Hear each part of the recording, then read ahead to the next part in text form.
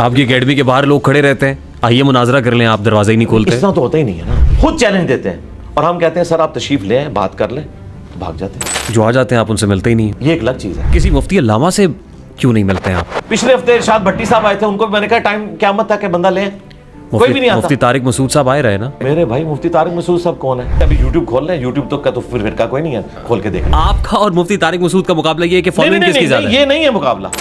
आपकी लेगेसी क्या है? इतना आपने स्कैटर नहीं करना गुफ्तगू, आप उस मुनाज़े वाली बात करें, मैं आपको बता रहा हूँ। आपके बारे में तासुर ये कि किसी भी आलिम किसी मुफ्ती के साथ बैठने से हिचकिचाते हैं। इस तरह तो नहीं कि कोई भी इंजीनियर बन जाए तो इंजीनियर मोहम्मद अली मिर्जा बन जाएगा।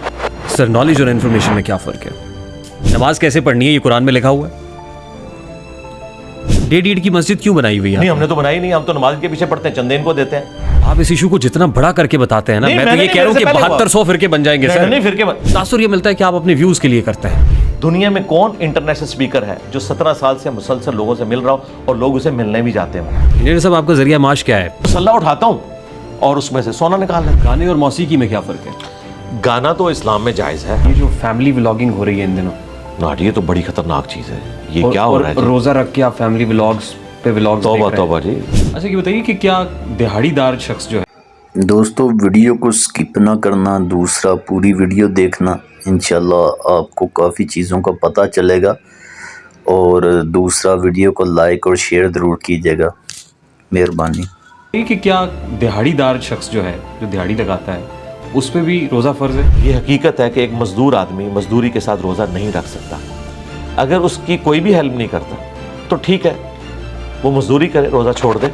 वज़ीर आज़म शहबाज शरीफ साहब के लिए को मशवरा है। शहबाज शरीफ साहब तो एक कामयाब प्राइम मिनिस्टर हैं, उनकी दुआएं हमारे साथ हैं। दीन दुनिया आखिरत में वो कामयाब प्राइम मिनिस्टर है। तहरीक लब्बैक पाकिस्तान और हाफिज साद रिजवी के साथ यही एक्सचेंज ऑफ वर्ड्स, यही वॉर चल रही है आपकी इस पर्टिकुलर चीज़ को लेके? ये तो एक है, उनसे तो और बड़े लेवल के इख्तिलाफ भी चल। क्या प्रॉब्लम है सर?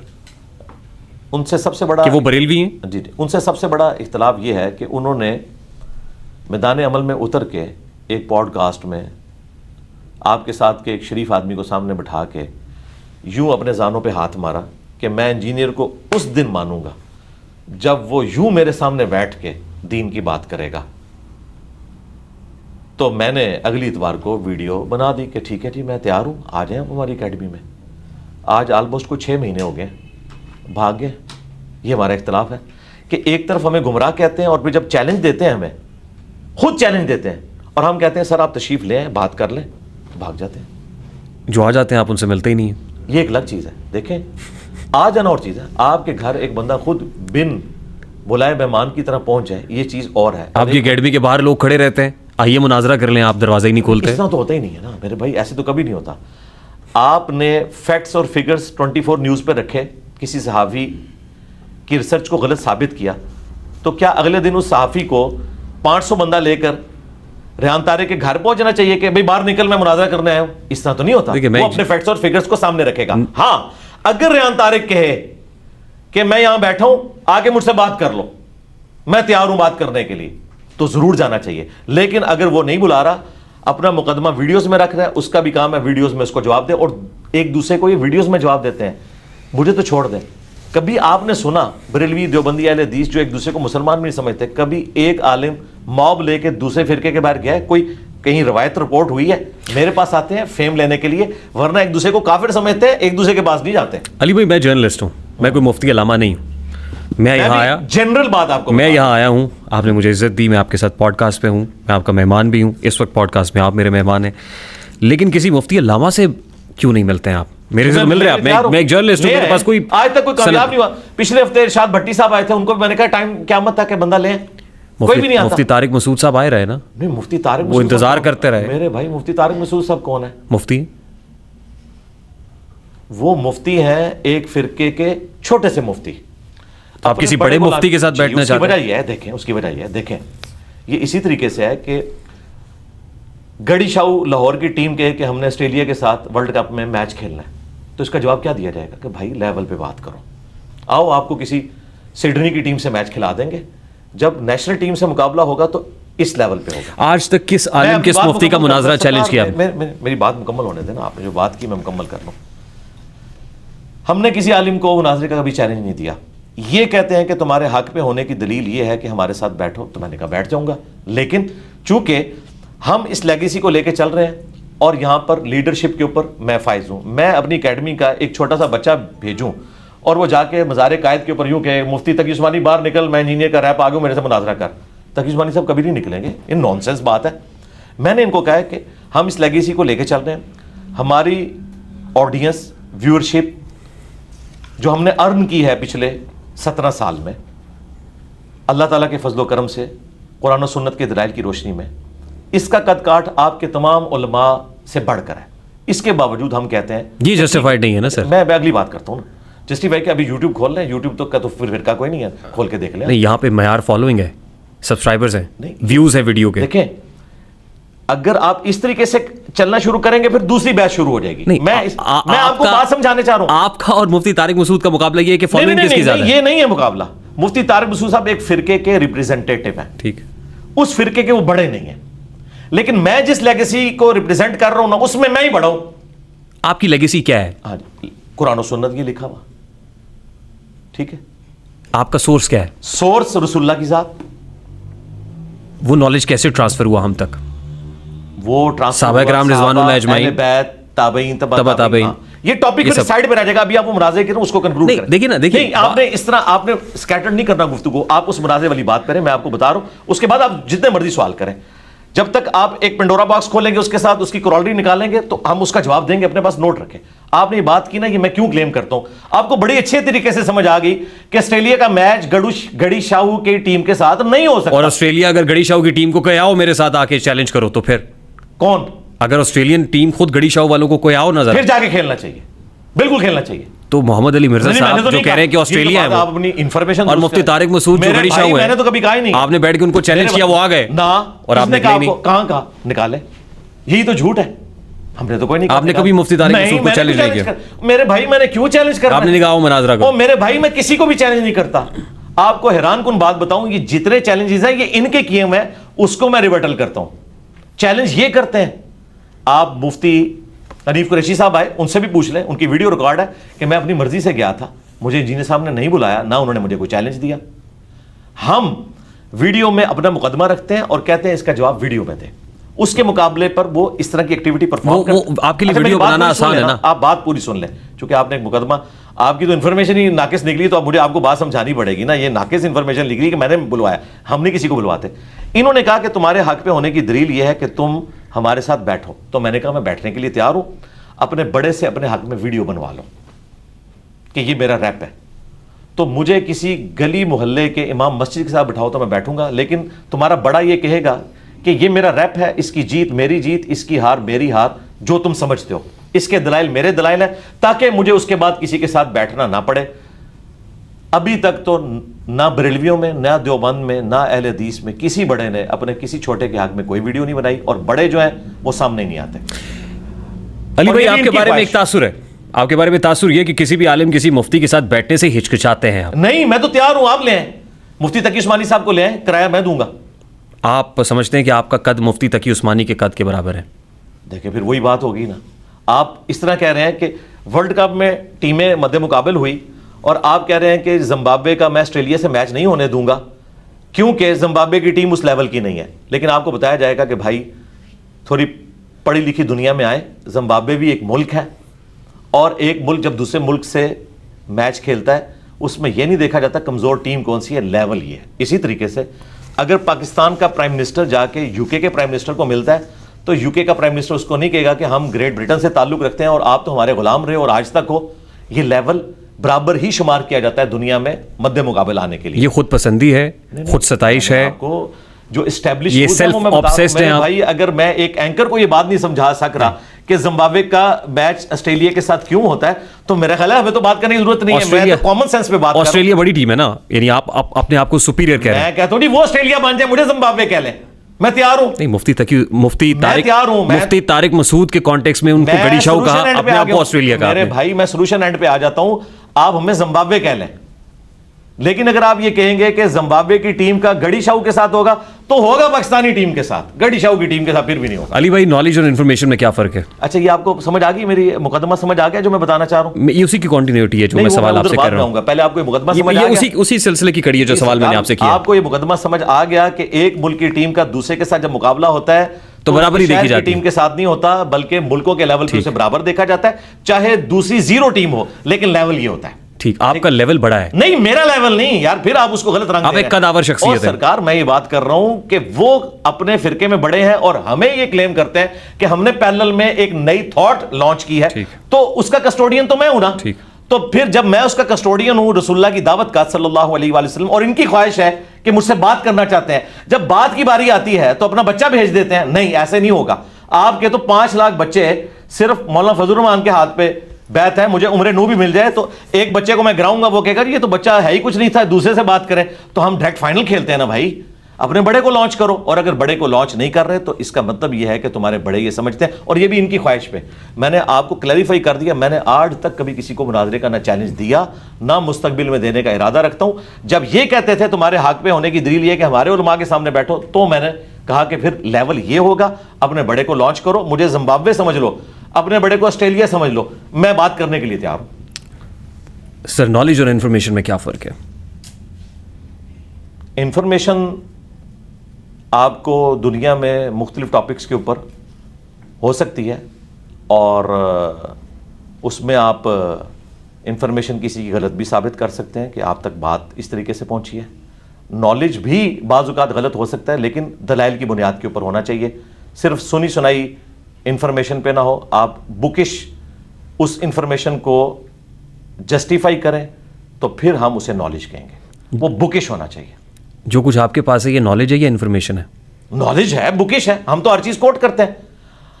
आप जिन उलमा को इस समय दीन का काम कर रहे हैं, मुझे प्लेनेट अर्थ पे एक बंदा प्रोड्यूस करें। आप मेरे सवाल पे जज्बाती हो जाते हैं। नहीं नहीं नहीं, ये मेरा स्टाइल है, इसको आप नहीं समझना। हाँ, ये इसी तरीके से है कि मैं बात करते हुए आपकी दाढ़ी नहीं है, मैं कभी नहीं कहूंगा। आप इमामत करेंगे, मैं आपके पीछे पढ़ूंगा, क्योंकि इल्मी डिस्कशन हो रही है ना, इसमें ये स्टाइल है, इसी तरीके से बात होती है। इस प्लेनेट अर्थ पे कोई एक बंदा प्रोड्यूस करे जो दीन का काम कर रहा हो, और वो आयत बोले और आयत लिखी हुई आए, हदीस बयान करे, हदीस का नंबर दे। कोई बंदा हमारे दुनिया में छोड़े जाने से पहले आप पिन पॉइंट करें कि ये वो बंदा है जो पूरी दुनिया में कुरान और सुन्नत की दावत को आम कर रहा है और इस तरीके से रेफरेंसेस कोट कर रहा है। एक मिसाल छोटी सी अगर आप दे सकते हैं तो डॉक्टर जाकिर नाइक की है, और वो भी कंपैरेटिव रिलीजन में, जो कि ऐसा टॉपिक है जिसमें आपको मुसलमानों की दुश्मनी मोल लेने ही नहीं पड़ती, आपके साथ सारे मिल जाएंगे। मसला है मुसलमानों के दरमियान इख्तिलाफ, तो हम आयत हदीस कोट करते हैं, हम ये समझते हैं हम कस्टोडियन है कुरान और सुन्नत के। ये लोग अपने बुजुर्गों की तालीमात के कस्टोडियन। आप इन्फॉर्म्ड है ना, आपके पास इंफॉर्मेशन है? जी, इंफॉर्मेशन भी है, नॉलेज भी है, बैक्ड बाय दीज बुक्स। ये नॉलेज, हाँ, बुकिश नॉलेज है। हम बुकिश मुसलमान है। ये मैंने जो एक रज्ज कहा कि ना मैं वाबी ना मैं बाबी, मैं हूं मुस्लिम इल्मी किताबी, इससे मुराद यह है कि हम इल्म और किताब की बुनियाद पे बुकिश नॉलेज में बात करते हैं। हम ये नहीं कहते कि बुजुर्ग फरमा गए हैं, हजरात फरमा गए। मैं आपको छोटी सी मिसाल देता हूं। सूरह लुकमान में लिखा हुआ है कि दूध छुड़ाने की उम्र 2 साल है। फिका हनफी में दूध छुड़ाने की उम्र 2.5 साल है। शब्बीर अहमद उस्मानी साहब ने कुरान हकीम की तफसीर लिखी है हाशिए में। महमूद अल हसन देवबंदी साहब, पाकिस्तान बनने से पहले उनका तर्जुमा था, उस पर हाशिया लिखा है। शब्बीर अहमद उस्मानी साहब वो हैं जिन्होंने मोहम्मद अली जिन्ना बानी पाकिस्तान का जनाजा पढ़ाया हुआ है। उन्हीं की निस्बत से तकी उस्मानी साहब का नाम उस्मानी साथ जोड़ा गया। ठीक, इतनी बड़ी वो पर्सनैलिटी है। उन्होंने सूरह लुकमान की तफसीर में लिखा कि कुरान में तो लिखा है कि 2 साल है, लेकिन इमाम हनीफा और हनफियों के नजदीक ये उम्र 2.5 साल है। हो सकता है इमाम हनीफा के पास भी कोई दलील हो। कुरान में लिखा हुआ है 2 साल, कुरान से ऊपर तो कोई दुनिया की किताब नहीं, ये किताबें को कुरान से ऊपर तो नहीं है, उसके बावजूद इसमें तो नहीं लिखा हुआ। बुखारी मुस्लिम में भी 2 साल लिखा है। मैं आपको बता रहा हूं ये फिरका वारियत क्या होती है। चूंकि इनके पुराने बाबों ने फिका हनफी में लिख दिया कि हमारे नजदीक 2.5 साल उम्र है। कुरान हकीम में सूरतुल बकरा में सूरह लुकमान में वाज़े आया, सूरह लुकमान की शरह में उन्होंने लिखा कि यह मानते हैं कि कुरान में 2 साल का लिखा है कि बच्चे को दूध छुड़ा देना चाहिए, लेकिन फिका हनफी में 2.5 साल कहते हैं। हो सकता है उनके पास भी कोई दलील हो। तो हमने कहा था कि उनके पास कोई अलग से कुरान था, हमारे पास कुरान मौजूद है, हमें बताएं कुरान की किस आयत में लिखा हुआ है कि 2.5 साल की उम्र में जाके आपको दूध छुड़ाना चाहिए। वो कहते हैं तो नहीं है, लेकिन हम उनको कैसे गलत कहें। ये है जो मैंने आपको कहा था ना, मेरे नबी सा है ही कोई नहीं, मेरे कुरान सा है ही कोई नहीं, तेरे बुजुर्गों के फतवे, शाही कोई नहीं। ये है, मैंने आपको मोहम्मद अली मिर्जा मोटी सी साहब, मिसाल दी। नमाज कैसे पढ़नी है ये कुरान में लिखा हुआ है? कुरान पाक में नमाज की फर्जियत जिक्र हुई है, नमाज पढ़ने का तरीका भी हमारी किताबों में लिखा हुआ है, बुखारी मुस्लिम में। जी लिखा है हमारी किताबों में। यहीं से लिया ना आपने? जी जी, तो बुखारी मुस्लिम को तो हम इनके कस्टोडियन है ना, ये गद्दार हुए मैं ना। मसला हमारा इनसे झगड़े ही है कि हम आप क्यों झगड़ते हैं? आप क्यों झगड़ते हैं? झगड़ा क्यों करते हैं आप? झगड़ा इसलिए करते हैं कि इन्होंने अल्लाह रसूल के नाम के ऊपर गद्दारी की है दीन के साथ। डेढ़ ईंट की मस्जिद क्यों बनाई हुई है? नहीं, हमने तो बनाई नहीं, हम तो नमाज के पीछे पढ़ते हैं, चंदे इनको देते हैं। अल्लाह से मस्जिद नहीं बनाई, डेढ़ ईंट की मस्जिद तो इन्होंने बनाई हुई है, एक दूसरे के पीछे नमाजें नहीं पढ़ते। तासुर ये आपके बारे में? नहीं तासुर क्या, आप बताएं दुनिया में काम। मैं बता रहा हूं कि आपके बारे में तासुर नहीं है। मैं बता रहा हूं आपको, तासुर कोई अगर किसी 2-4 बंदों के दिमाग में, अदरवाइज तो इस तरह नहीं, हमारे स्टूडेंट्स को पता है अल्लाह के फजल से हमारी कोई मस्जिद नहीं है, ये जगह भी किराए पे है, हम नमाज मस्जिदों में पढ़ते हैं। आपके स्टूडेंट्स बैठे हुए हैं यहाँ पे, मेरी मुलाकात भी हुई आज बहुत सौ से, वो आपको फॉलो करते हैं? नहीं, मुझे नहीं फॉलो करते। आपके एक बंदा कहते हैं मुझे फॉलो करते हैं, हम वाहिद हैं। जो आप कहेंगे वो तो वही कहेंगे। नहीं, हम हमारे कहने पे मानते ही नहीं है। वो कहते हैं दिखाएं कुरान हदीस में कहां लिखा। बैठे हुए हैं आपके, नहीं मानते। आज आपकी एक अच्छी इनकी बात कर रहे हैं, करोड़ों में स्टूडेंट्स हैं। आप किसी एक स्टूडेंट को उठा लें, लाहौर में भी हजारों की तादाद में, और पूछें कि आप इंजीनियर के फॉलोअर हैं या रसूलुल्लाह के फॉलोअर हैं, वो कहेंगे हम रसूलुल्लाह के फॉलोअर हैं। इंजीनियर हमें कुरान और सुन्नत की बात बताता है। देखिए, जो 4 इमामों के फॉलोअर्स हैं, तो इमाम भी अल्टीमेटली रसूल सल्लल्लाहु अलैहि वसल्लम को फॉलो करते हैं ना, कुरान और सुन्नत को फॉलो करते हैं। बिल्कुल इस तरह ईसा अलैहिस्सलाम ने भी, तो मोहम्मद अली मिर्जा साहब ने पैरेलल अपनी एक अलग फॉलोइंग खड़ी की हुई है। ईसा इब्ने मरियम ने तौहीद सिखाई थी, क्रिश्चियनिटी ने उसको बिगाड़ दिया। अब मुझे बताएं, क्रिश्चियनिटी को मैं हजरत ईसा की निस्बत की वजह से मान लूं? मैं तो जीसस क्राइस्ट को मानता हूं, क्रिश्चियनिटी को नहीं मानता, क्योंकि उन्होंने दीन के अंदर बिगाड़ पैदा कर दिया, शिर्क दाखिल कर दिया। हम इमामों को मानते हैं, लेकिन इमामों के नाम के ऊपर 4 मुसल्लों को नहीं मानते। अच्छा, आप 4 मुसल्लों को वैसे मानते हैं? इमामों के नाम के ऊपर जो इन्होंने 400 साल तक डाले, उम्मत की जमीयत को तोड़ा, क्या ये एक मुसलमान को ज़ेब देता था कि पैरेलल में एक वक्त में 4 नमाजें कराए एक मस्जिद के अंदर, हरम काबा के अंदर, जो हमारी यूनिटी की अलामत थी? क्या ये मुसलमान को ज़ेब देता था? तो अब मुझे बताएं, इन 400 साल में जितने बुजुर्ग गुजरे हैं वो आपके नज़दीक बुजुर्ग होंगे? मैं तो समझता हूं उनमें कॉमन सेंस भी नहीं था, वरना उम्मत की जमीयत को ना तोड़ते। अल्लाह ताला हमें क़यामत वाले दिन कभी भी उनका साथ नसीब ना करे जिन्होंने रसूलुल्लाह के दीन के। इवन देन हमारा कुरान इंटैक्ट है, हदीस इंटैक्ट है, जी, हमारा इस्लाम इंटैक्ट है, इसलिए कि अल्लाह ताला ने उसकी हिफाजत का जिम्मा लिया है। किसके जरिए? उम्मत के जरिए। कुरान पाक की हिफाजत का जिम्मा जो लिया, वो सोर्स कौन था? जी, उम्मत के जरिए। उसी उम्मत में से उलमा थे ना सर? जी, उम्मत, वही कस्टोडियन थे ना? जी, वही है ना। तो मानता है ना, कौन नहीं मानता? तो फिर आप क्यों कह रहे हैं? नहीं, उनको तो कह ही नहीं रहे। किसको कह रहे हैं फिर? हम उनको कह रहे हैं जिन्होंने दीन में तफरका डाला, उनको कह रहे हैं। मुझे क्या आपने हमारी पूरी गुफ्तगू में इमाम हनीफा, इमाम शाफई, इमाम अहमद बिन हंबल, इमाम मालिक, इमाम बुखारी, इमाम मुस्लिम के बारे में सुना कि हम उन्हें क्रिटिसाइज कर रहे हैं? उनको तो हम ऑन कर रहे हैं। हम तो लोकल बंदों की बात कर रहे हैं जो हिंदुओं की औलादे हैं, जिनके अबाउजदाद हिंदू थे। दूध खालिस भैंस के नीचे से मिलता है या गवाले से मिलता है? और इस्लाम की भैंस कहां पे है? Source of knowledge. आपको लोकल गड़ी शॉप बुरा लगता है, ऑस्ट्रेलिया अच्छा लगता है? मैं ज़मनन बात कर रहा हूं। पता क्या, मैंने वो बात करनी है जो एक आम आदमी को भी देखें। आज हमारी बात दुनिया क्यों सुन रही है? क्योंकि एक इंटेलेक्चुअल को भी समझ आती है, एक अनपढ़ को भी, कि एक हिंदुओं की औलाद है, एक मक्के मदीने में नस्ल दर नस्ल सहाबा की औलाद है जो कस्टोडियन है दीन के। एक तरफ गवाले दूध लेके आते हैं, एक तरफ भैंस के नीचे से दूध मिलता है। तो कौन सा खालिस होगा? ताइफ के बुद्धू भी तो मुसलमान बन गए ना सर? जी, क्योंकि मेरे आका नामदार सल्लल्लाहु अलैहि वसल्लम ये जानते थे कि ये 2 पहाड़ों को नहीं मिलाना है, हो सकता है कि आने वाली नस्ल जो है वो अच्छी हो, बेहतर। जी, होगी, हुआ ना सर? हाँ जी, अच्छी हो ना, हो गए ना सर? जी, होगी ना। तो देखिए, अल्लाह का शुक्र है कि आने वाली नस्ल ने 400 साल की नस्ल की बिदत को खत्म किया और 4 मुसल्ले उठा दिए। वो 400 साल की नस्ल अच्छी नहीं थी जिन्होंने उम्मत को तोड़ा इमामों के नाम के ऊपर। जिस तरह क्रिश्चियनिटी ने, क्रिश्चियन जो अपने स्कूल ऑफ थॉट रखा रिलीजन में, क्रिश्चियनिटी ने जीसस क्राइस्ट की तालीमात को तोड़ा। आप इस इशू को जितना बड़ा करके बताते हैं ना, मैं तो ये कह रहा हूं कि 7200 फिरके बन जाएंगे सर। नहीं, फिरके हम तो फिरके खत्म कर दिए। आप कभी जो है वो अहले तशी के मुकदमा लड़ रहे होते हैं जी, कभी अहले तशी का मुकदमा लड़ रहे होते हैं जी, कभी आप देवबंद मकतबा फिक्र का मुकदमा लड़ रहे होते हैं, कभी नहीं, लड़ाने के लिए नहीं, लड़ तो पहले से रहे हैं। आपके एक क्लिप को उठा के अहले तशी जब प्रमोट करते हैं तो देवबंद और अहले हदीस जो है वो सीखपा हो जाता है। फिर आप कभी जो तासुर ये मिलता है कि आप अपने व्यूज के लिए करते हैं, कभी एक कम्युनिटी के साथ खड़े हो जाते हैं, कभी दूसरी कम्युनिटी को हिट करते हैं, कभी तीसरी को हिट करते हैं। अगर इस तरह कोई व्यूज आते हैं तो एक इंजीनियर मोहम्मद अली मिर्जा ये भी लॉन्च कर देना मेरे मुकाबले पे।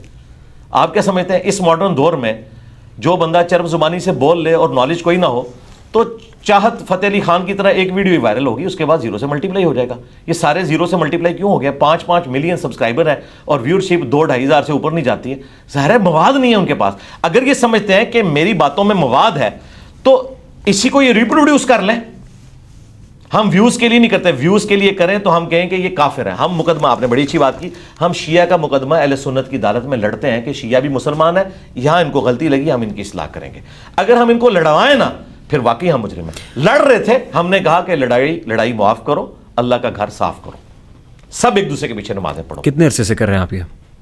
अल्लाह का शुक्र हो गया, ऑलमोस्ट 17 साल से दावत और तबलीग का काम कर रहा हूं। क्या फ़र्क पड़ा? फ़र्क आपके सामने, आप यहां बैठे हुए हैं, ये थोड़ा फ़र्क है। आप यहां बैठे हुए हैं, ये थोड़ा फ़र्क है कि आज सेलिब्रिटी कोई फिल्मी एक्टर नहीं है, उसकी बात नहीं लोग एक आध पॉडकास्ट सुन लेंगे। इस मॉडर्न दौर में एक बंदा जो दीन पे बात करता है वो सेलिब्रिटी है। मेरे पास पिछले 17 सालों में हर इतवार को 300 से 400 लोग नए आते हैं मुलाकात करने के लिए। कई महीने तक वो किराया जोड़ते रहते हैं कि अली भाई को मिलना है, हमारे उस्ताद हैं। दुनिया में कौन इंटरनेशनल स्पीकर है जो 17 साल से मुसलसल लोगों से मिल रहा हो और लोग उसे मिलने भी जाते हों अल्लाह की रज़ा की खातिर, और वो उनको ये कहता हो कि जिस मस्जिद में नमाज पढ़ रहे हो उधर ही पढ़ते रहो, उसी इमाम मस्जिद को तोहफे दो, उसी के पीछे नमाजें पढ़ो, उसी को चंदे दो, आपने घर में नमाज नहीं पढ़नी, अलग से कोई मस्जिद नहीं बनानी। देखें, अगर आप किसी चीज़ को फ़िरका डिक्लेयर करेंगे ना तो उसकी कुछ निशानियाँ होती हैं ना। अगर आप किसी को गाड़ी कहेंगे तो बताएंगे 4 टायर है, एक इंजन है, एक स्टेयरिंग है। फ़िरके की कुछ निशानियाँ होती हैं। फ़िरके की सबसे बड़ी निशानी होती है एक मस्जिद होती है, कम अज़ कम, वैसे तो लाखों में मस्जिदें इनकी। और एक बड़ा होता है जो कहता है कि ये सारे काफिर हैं, मैं मुसलमान हूं। हम तो कहते हैं सारे मुसलमान हैं। अच्छा, चंदा बुक होती है, मदरसा होता है, हम तो सारों के पीछे नमाजें पढ़ते हैं। आपने खुद देख लिया, मैंने हाथ बांध के एक नमाज पढ़ी, एक हाथ छोड़ के। मुझे बताएं, फिरका ये हरकत करने देगा? आप जरा कभी अहले हदीस की मस्जिद में इमामत करवा के बताएं, हाथ खोल के, आप उनके पीछे भी पढ़े। मस्जिद आपने भी बनाई हुई है, मस्जिद नहीं है, इमामत आप भी करते हैं। नहीं है, मस्जिद नहीं है, तनकीद आप सभी पे करते हैं। मस्जिद नहीं है। आपको किसने कहा? ये किराए पे जगह है भाई, ये स्टूडियो रिकॉर्डिंग की जगह है। जिस तरह आप अपने स्टूडियो में कभी रात को लेट हो गए तो मुसल्ला डाल के नमाज पढ़ ली, तो हम इतवार वाले दिन इसको खोलते हैं। आपकी पॉडकास्ट की वजह से आज मगरिब के बाद भी खुली हुई है, ये बंद हो जाएगी, अगली इतवार को खुलेगी। ये मस्जिद नहीं, ना इधर कोई नमाज होती, सारा हफ्ता बंद रहता है। जी बंद रहता है, बिल्कुल। इसकी सफाई करते हैं हफ्ते को आके शाम को हमारे एकेडमी के लोग। इतवार को सुबह खुलती है, नमाज के लिए नहीं, लोगों के लिए। उनको नाश्ता करवाया जाता है। 10 बजे के करीब मेरा प्रोग्राम शुरू होता है, 1:30 बजे दुआ हो जाती है, सब लोग घरों को चले जाते हैं। और इस इमारत का रेंट देते हैं हम? जी रेंट देते हैं, महीने का रेंट जाता है? जी महीने का रेंट देते हैं। जाहिर है कोई 60-70 हज़ार 80 हज़ार तो रेंट चले जितना भी है, साथ यूटिलिटी के बिल्स होंगे जो देते हैं अल्हम्दुलिल्लाह। सही, वो सब पैसे कहाँ से आते हैं? अल्लाह देता है जी, किसी से नहीं मांगते, अल्लाह देता है तो खर्च करता है।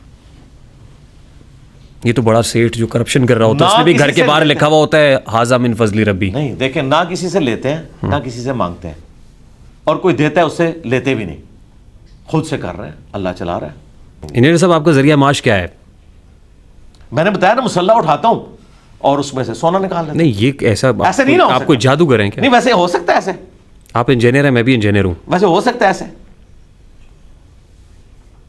मैंने होते हुए देखा नहीं हो सकता है, मैं कैसे मान लूं? हो सकता है, आप कह रहे हैं तो मैं मान लेता हूं। नहीं, मेरे कहने पे नहीं, ऑलरेडी इतनी दुनिया कह रही है, आप माने नहीं। मैं तो आपके बारे में जानना चाह रहा हूं, मैं किसी को क्रिटिसाइज कर ही नहीं रहा। वो जो जैसे खुश है उसको मैं खुश रहने देना चाहता हूं। क्रिटिसाइज करवाना भी नहीं चाह रहा। मैं आपसे इन प्रिंसिपल एक छोटी सी रिक्वेस्ट कर रहा हूं कि क्या ये पॉसिबल है दुनिया में ऐसा हो जाए? देखिए, मुझसे होते हैं, मैं बिलीव करता हूं कि मुझसे होते हैं। देखिए, हजरत मूसा अलैहिस्सलाम का आसा, ये मुअजिज़ा था या नहीं था? पैगंबर थे ना, मैं गैर पैगंबरों की बात कर रहा हूं। नहीं, मैं उनके बारे में क्या कमेंट करामत होती है तो ये भी करामत, मैं उनकी करामतों पे क्या कमेंट करूं? नहीं, आप तो जायज समझते हैं तो ठीक है, मेरी भी समझ लें। मुझे तो हजरत मूसा अलैहिस्सलाम का वाकया पता है ना, कि उन्होंने ऐसा मारा और वो हजरत ईसा अलैहिस्सलाम जो है वो मुर्दों को जिंदा कर दिया करते थे। नहीं, ये मुझसे होते थे। भी कहते हैं कि वो मुसल्ले से सोने की डलियां निकाल लेते। मैंने आपको कहा? नहीं, मैंने ऐसा कहा आपको? मैं आपको बता रहा हूं, ये क्लेम करते हैं। सर, मैं तो आपको नहीं कह रहा ना, इसका मतलब मैं तो आपके बारे में जानना चाहता हूं। क्लेम गलत है, ये गलत होगा? नहीं, गलत है या नहीं? आप गलत समझते हैं ना? नहीं, गलत है या नहीं? गलत होगा, जाहिर है गलत होगा। लॉजिकली ऐसा लगता नहीं है, लगता नहीं है, झूठ ही बोलते हैं ना। आप मेरे मुंह से क्यों कहलवाना चाहते हैं? मैं इसलिए कह रहा हूं कि ताकि हम साइंस के स्टूडेंट हैं, ये क्लियर कर लें कि डेविड कॉपरफील्ड जो है वो इल्यूजन कर रहा है। ये प्रैक्टिकली पॉसिबल नहीं कोई दीवारें चीन से गुजर जाए, ये प्रैक्टिकली पॉसिबल नहीं कोई पानी के ऊपर चल सके, ये ऐसा हो नहीं सकता। अच्छा, मैं अब इस सारी डिस्कशन के अंदर ना एक शेर, शायर आप मुझे लगता है कि खासे इस हवाले से जो शेरी एतबार से शगफ भी रखते हैं और स्ट्रॉन्ग भी हैं, कि जितने गरीब घर हैं उजालों से दूर दूर, उतनी ही रोशनी में सितारों से छीन लूँ, और जितने गरीब तन हैं झाड़ों से बेनियाज, उतनी ही चादरें में मज़ारों से छीन लूँ। तो अपनी जगह पे आप जो कह रहे हैं वो बिल्कुल दुरुस्त है, जायज़ है। मैं सिर्फ आपसे सादा सी बात जानना चाह रहा हूँ कि आपका ज़रिया माश क्या है। मैंने आपको बता दिया ना, मैं मुसल्ला उठा हुजूर, मैं भी इंजीनियर हूँ, आप भी इंजीनियर हैं। मैं आपसे इंस्पिरेशन लेना चाहता हूँ कि आपके पास ऐसी कौन सी गिदड़ सिंगी है। वो फिर आप हमारे साथ रहे तो हम आपको मुसल्ले के नीचे से सोना दरियाफ्त करके बताएंगे। यानी आप जब तक आपके हाथ पे बैत नहीं करेंगे तब तक मामला आगे नहीं बढ़ेंगे। फिर मैं तो नबी सल्लल्लाहु अलैहि वसल्लम की तालीमात पहुंचाता हूं। सवाल का जवाब नहीं देना चाह रहे नहीं, मैंने जवाब इसका वीडियो पर रिकॉर्ड करवाया, मैं दे भी दूंगा, लेकिन मैं मजा ले रहा हूं इस बात का मजा ले रहा हूं कि ये सारे बड़े बड़े बुजुर्ग जिनके बारे में हमने आंखें बंद करके मान लिया कि ये सब कुछ करते थे, तो भाई आज भी बुजुर्ग मौजूद है, फिर वो कर लेते हैं। आप बुजुर्ग हैं, यानी आप ऐसे ही कोई पीर हैं, फकीर है। अगर उनको राइट है बुजुर्गी क्लेम करने का, तो हमें राइट नहीं है? कोई उनके पास कॉपी राइट्स है इसके? आप झूठ बोल रहे हैं या सच बोल रहे हैं? सुपर सच बोल रहा हूं। आप सच बोल रहे हैं? हाँ, अल्हम्दुलिल्लाह, हम नबी इस्लाम की दावत को आगे लेके चल रहे हैं। आप देखें, मैं थोड़ा सा ऐड करता हूँ, फिर आपको उस जवाब की तरफ आता हूँ। 1400 साल तक ये लोग हज उम्रे के लिए दुनिया के सारे बुजुर्ग मक्के मदीने जाते रहे, लेकिन ऑयल ज़मीन के नीचे अरामको कंपनी ने 1944 में निकाला। और आपको और मुझे ये पता है, आप तो केमिकल इंजीनियर हैं, ज़रा इस कैमरे में बताएं ये ऑयल कितने अरसे से ज़मीन के नीचे है? लाखों साल से। ऐसे ही है, आपका बिलीव है ना? जाहिर है, जब से फॉसिल्स हैं नीचे सब। तो ये बुजुर्ग जब जाते थे, जो कहते हैं हम नीचे देखते हैं, सातों ज़मीनों में देख लेते हैं, ऊपर अर्श तक देख लेते हैं, हमारी ये बुजुर्गी है, तो हज़रत अरामको कंपनी को क्यों तेल नजर आया 1944 में? पहले बुजुर्ग किधर गायब थे? इसका मतलब ये फ्रॉडी हैं, झूठ बोलते हैं। ऐसा दुनिया में नहीं होता, दुनिया बकदरे एफर्ट है, ऐसे नहीं हो सकता। अब आ जाए, आपने कहा source of income. Source of income, मेरी पेंशन आती है ऑफिस से, वो भी सोर्स ऑफ इनकम है। मेरा एक मकान किराए पे है इस्लामाबाद में, वो भी सोर्स ऑफ इनकम है। प्लस हमने अपने यूट्यूब चैनल को 2018 में इमेजेस के ऊपर मोनेटाइज किया था, वीडियो एड्स के ऊपर नहीं, क्योंकि उसमें हमारी रिजर्वेशन है, उस पर आपको उस तरह का कंट्रोल नहीं। वो साबुन के इश्तिहार में भी औरत दिखा देंगे, शेविंग ब्लेड में भी औरत ला के दिखा देंगे। हमने उसको इमेजेस पे मोनेटाइज किया था, उसके ज़रिए हमारा ये सारा एकेडमी का निज़ाम चल रहा है अल्हम्दुलिल्लाह। वो गोल्डन बटन आपके पास है जी? ये तो बहुत पुराना हो चुका, अब तो डायमंड भी आ गया। नहीं, 3 मिलियन हुए हैं। इस बटन से फ़र्क नहीं पड़ता, व्यूअरशिप से फ़र्क पड़ता है। आपको पता कितने पैसे कमा लेते? नहीं, ये तो फिर हम नहीं बताएंगे। हमारे सारे एकेडमी के अखराजात जितने यहाँ हम लोगों पे ख़र्चा करते हैं, वो सब का सब उसमें से पूरा होता है अल्हम्दुलिल्लाह। लाखों में है, कितने लाखों में है इसको आप रहने दें, बार वो हज़ारों में नहीं, लाखों में है। जाहिर है उस पर टैक्स तो आप देते ही होंगे, वो टैक्स कट के टैक्स तो ऑटोमेटिकली कटता है, वो भी है। और बल्कि गूगल जो डिमांड करता है कि आपने पाकिस्तान के जो टैक्स पेयर की हैसियत से एक सर्टिफिकेट बनवाना है, वो भी हम बनवा के गूगल वालों को जमा करवाते हैं, वो आपको पता होगा। ठीक, अल्लाह का शुक्र है। और मैं टैक्स रिटर्न्स 2002 से भर रहा हूं, जब मैंने ज्वाइनिंग दी थी अपनी पहली जॉब पे, और वही आखिरी साबित हुई। आज 23 साल हो चुके हैं, मेरे तमाम एसेट्स डिक्लेयर हैं। वैसे FBI के पास यूट्यूब वाला काम इंजीनियरिंग से बेहतर नहीं? नहीं, यूट्यूब वाला काम ही नहीं है, मैं तो दीन का काम कर रहा हूं जी। अगर ये यूट्यूब वाला काम होता तो हमने अपनी वीडियोस की रिकॉर्डिंग शुरू की थी 2008 में, मोनेटाइज किया 2018 में। पता ही नहीं होगा ना? नहीं पता था, लेकिन ये नहीं पता था कि इमेजेस वाला ऑप्शन मौजूद है। मोनेटाइजेशन का तो पता था, अल्लाह से डरते थे कि हम दीन के नाम के ऊपर कोई ऐसा काम ना करें कि हमारी इनकम जो है वो डाउटफुल हो जाए। 2018 जनवरी में मैंने यूट्यूब के जो एक्सपर्ट्स थे उनको बुलवाया, और वो क्यों बुलवाया, वो भी एक हादसा था। हादसा ये हुआ कि यूट्यूब ने हमारी वीडियोस को प्रमोट करना बंद कर दिया, क्योंकि मोनेटाइज नहीं था। मोनेटाइज करेंगे तो वो प्रमोट भी करेगा, फिर हमारी मजबूरी थी, तो हमने इनकम के लिए नहीं बल्कि इसे प्रमोट करवाने के लिए कि लोगों तक बात पहुंचे, तो सबसिस्टेंस लेवल पे आखिरी दर्जे में किया। लेकिन अल्लाह का शुक्र है, अल्लाह ने ऐसी बरकत दी कि हमारी चूंकि व्यूअरशिप बहुत ज़्यादा है, डेली की हमारे सिर्फ ऑफिशियल चैनल के ऊपर 1.5 से 2 लाख की व्यूअरशिप है।